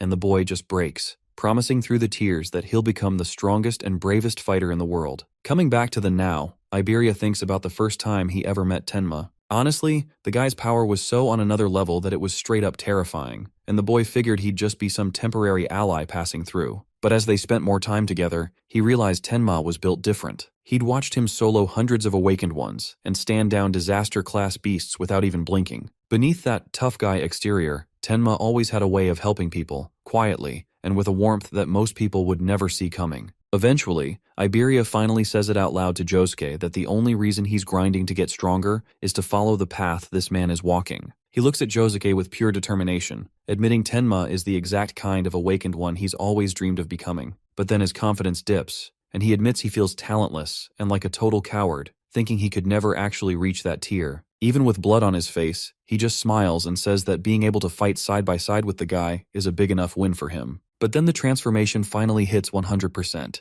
The dragon suit fully takes over, and Iberia turns into a full-on monstrous dragon. Before he can even react, he hears a familiar voice calling his name. He turns, and there's Tenma, just standing there, looking right at him. Our boy spots him from a distance and calls out, reminding him he was literally told not to use that dragon gear. But then he notices the smoke coming out of his mouth and quickly realizes something's off. His reactions are weird, and he doesn't look the same anymore. The dragon kid's eyes flash red as he mutters something, so our boy asks what he's trying to say and where his father is. Out of nowhere, the monster lets out a loud roar and goes for a sneak attack from behind, but Tenma reacts just in time, grabbing his wrist and yelling at him to snap out of it. He shoves the beast back, and they lock eyes for a second like Iberia's trying to say something. Then the system pings, Windblade is active, and blue energy starts crackling around the beast's claws. It fires off an air slash so strong it basically erases everything in its path. Tenma quickly uses magic detection to figure out what's happening, and just as the attack is about to hit, he dodges, realizing it's a wind elemental skill. Now he's not even sure if it's the armor controlling him or something else entirely. At that point, he activates Thunderbreaker, deciding the only way to deal with this is to knock some sense back into his friend. The armored beast also charges at full force, and they both collide. Even while they're getting overwhelmed in the fight, Tenma can still sense his friend's aura buried under the corruption, and it throws him off. He can't understand why his own teammate is trying to kill him. Then he hears a faint voice from within the monster, almost like Iberia is begging to be put out of his misery. The realization hits him hard, but before he can react, the monster lets out a powerful roar and swings at him. Just as the attack is about to land, Josuke steps in and blocks the strike, saving him. With a strong shove, Josuke sends the beast flying back and takes control of the situation. He clearly states that this is the worst-case scenario. As they talk, the monster starts flashing around them in a fast circle. Josuke then reveals that the armor hasn't just made Iberia stronger, it has completely taken over his body. When Tenma suggests removing the armor, Josuke immediately shuts the idea down, saying it is fused with Iberia's body. Based on his experience, there may be no way to bring him back. Without hesitation, he says the only option left is to kill the creature. He tells Tenma to step away so he does not have to watch. But the boy refuses. He steps forward and stops Josuke, insisting that he will handle it himself. Instead, he asks Josuke to track Aiden and rescue anyone trapped by the ice beast. Then, he summons his death hound and prepares to fight. Josuke agrees, but warns him that if the creature escapes, it will only become more dangerous, so it has to end here. As Josuke leaves with the wolf, the boy blocks the beast's charge. The creature fights back with Windblade, slicing through everything in its path. As the battle continues, the boy notices something important, that his friend is still inside. He is holding back and not fully trying to kill him. Just then, the beast gathers all its energy and uses the 1,000 Windblades attack, sending multiple claw-like slashes toward Tenma, who stands there without moving a muscle. To Iberia's shock, the boy simply walks straight into the slashes. As they hit his body, blood splatters everywhere. Even in his monster form, Iberia is in tears, screaming as he watches this happen.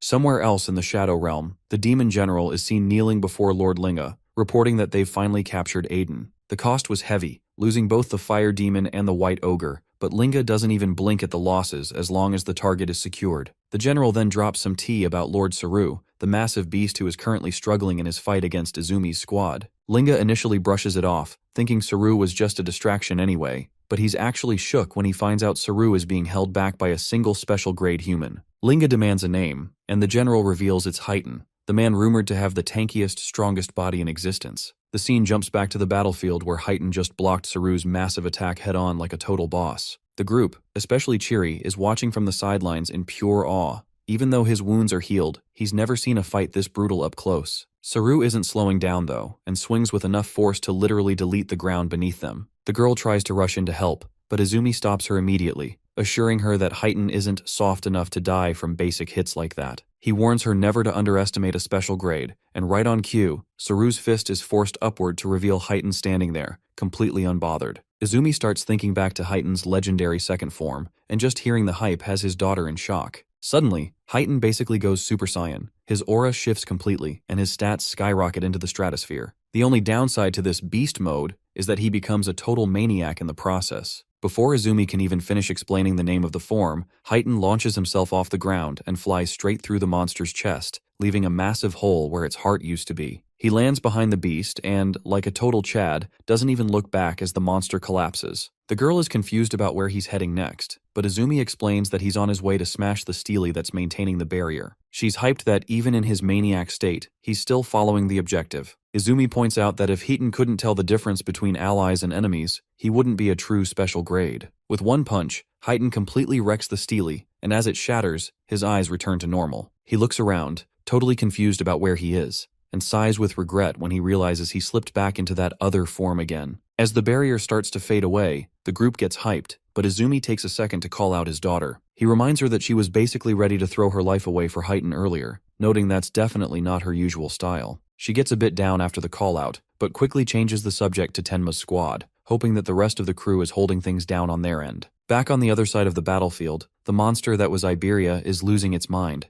absolutely baffled as to why Tenma didn't even try to dodge that last attack. Tenma, however, took the hit on purpose as he feels like physical pain is the only thing that can numb his heart right now. He walks straight up to the beast and activates his clear orb, firing it directly into the creature's chest like a high-caliber bullet. The orb rips through the corruption, causing the dragon armor to shed and crumble away completely. It reveals Iberia, who is a bloody mess and crying his heart out, confessing that he only put on the suit because he didn't want to be a dead weight anymore. Tenma tells him he never once thought he was a burden, and drops the real truth that the disaster beasts weren't trying to kill his dad, They were trying to turn him into a puppet. With a look of pure stone, Tenma promises the boy he'll save the blacksmith and personally crush the beast behind all this drama. Even though he's fading away, Iberia hears this and smiles, leaving the rest of the mission in Tenma's hands. As the second day of the prophecy draws to a close, Iberia falls, and Lord Linga is seen smiling in the shadows, hyped that he's deleted someone close to Tenma and promising to erase everything else he cares about. Deep in the forest, Chiri is feeling a bit confused about the mission. He doesn't get why they're still escorting Izumi all the way into the mountains even after the main threat was taken down. It was supposed to be Heighten's job, but since he's basically out of commission after his maniac transformation, the rest of the squad has to pick up the slack. As they're hiking, Izumi's daughter suddenly stops the group as her spirit senses are picking up something weird on the path ahead. They look up to see a figure standing, carrying a body in his arms. At first, they don't recognize the person, but as they get closer, Izumi's daughter realizes it's Tenma. The vibe is immediately off, and she starts sweating just looking at his face, wondering what kind of nightmare could have happened to make him look like that. Before Tenma can even get a word out, Josuke spawns from the shadows and says he can explain the whole disaster. Izumi recognizes the veteran instantly but is confused because he was supposed to be the bodyguard for Aiden. Josuke quietly admits that this time, the good guys took a massive L. The battle ended in the worst way possible as half of the northern region is in ruins. Aiden has been abducted by the demons, and his son is dead. Josuke explains that he tried to track the magical trail, but the enemy was playing 4D chess. The general left a bunch of clones everywhere to hide its tracks. Izumi asks about Tenma's condition, but his daughter notes that the boy is refusing any medical treatment. She can feel a rage radiating off him that's fiercer than anything she's ever sensed before. Later on, Tenma is seen sitting alone in a room, staring at an old childhood photo of Iberia with his family. He starts spiraling into memories of the first time they met and the whole journey they shared up until this point. It's a heavy moment, but he eventually snaps out of it and calls out his wolf. The system window pops up, showing that the loyal beast has officially hit level 20 and is rocking some seriously heavy status points now. The squad might be down, but Tenma is clearly prepping to go on a warpath. Standing up, Tenma is looking like he's ready to crash the whole server, promising to hunt down the disaster beast and absolutely demolish whoever did that to his friend. Just then, Izumi and the rest of the squad walk into the room, and you can practically feel the tension through the walls. Chiri, who's tagging along, realizes this guy is actually Izumi's second disciple and is rumored to be a total beast in combat. When Izumi sees him trying to head out, he asks where he's going, and Tenma doesn't mince words. He's going on a rescue mission to bring back Aiden. But his master hits him with a hard no immediately. Izumi explains that the Salvation League has already flagged this as a special grade threat, so if Tenma wants in, he needs to be at least a second grade savior. Hearing that, the boy goes from 0 to 100 real fast. He's enraged, arguing that he doesn't even have the right to help and that he made a promise to his dying friend. He tells them straight up that if they won't let him go, he'll just go against them and do it anyway. The whole group is shook hearing him talk to the master like that. Izumi stops him cold, asking if he's actually okay with people dying because of his reckless choices. He drops a heavy truth bomb, saying all of this happened because he thought they were only after him and neglected Aiden's protection. However, Izumi assures him they won't kill Aiden after going through all that trouble to grab him, but warns Tenma that his current power level isn't enough to handle this final boss scenario. If Tenma can actually surpass the special grade level, Izumi promises he'll personally request the League to hand the mission over to him. To get that strong, Tenma has to join the Apex camp, an invite-only hellscape for the top 10 awakened in the Salvation League. Total powerhouses like Heighten and Tiwajin have all survived that brutal training to become the key protectors of humanity, and the next session starts in just 3 days. The master explains that clearing this camp is the only way to rank up and become a special class. Tenma agrees to the terms, but first, the squad needs to deal with his injuries. Izumi's daughter steps up, using her butterfly spirit to start the healing process, and while she's working, Tenma asks her what the deal is with this Apex camp. He's worried she's judging his plan, but her reaction is actually pure concern. Even though her father said it was perfect for him, she reveals that the place is basically a graveyard for geniuses. People who have been top tier their whole lives go there and come out with their minds completely broken. The training is so fatal and brutal that accidents are just part of the daily routine. Our boy doesn't even blink though. He knows that fighting these low-level beasts won't help him evolve his mimicry skill.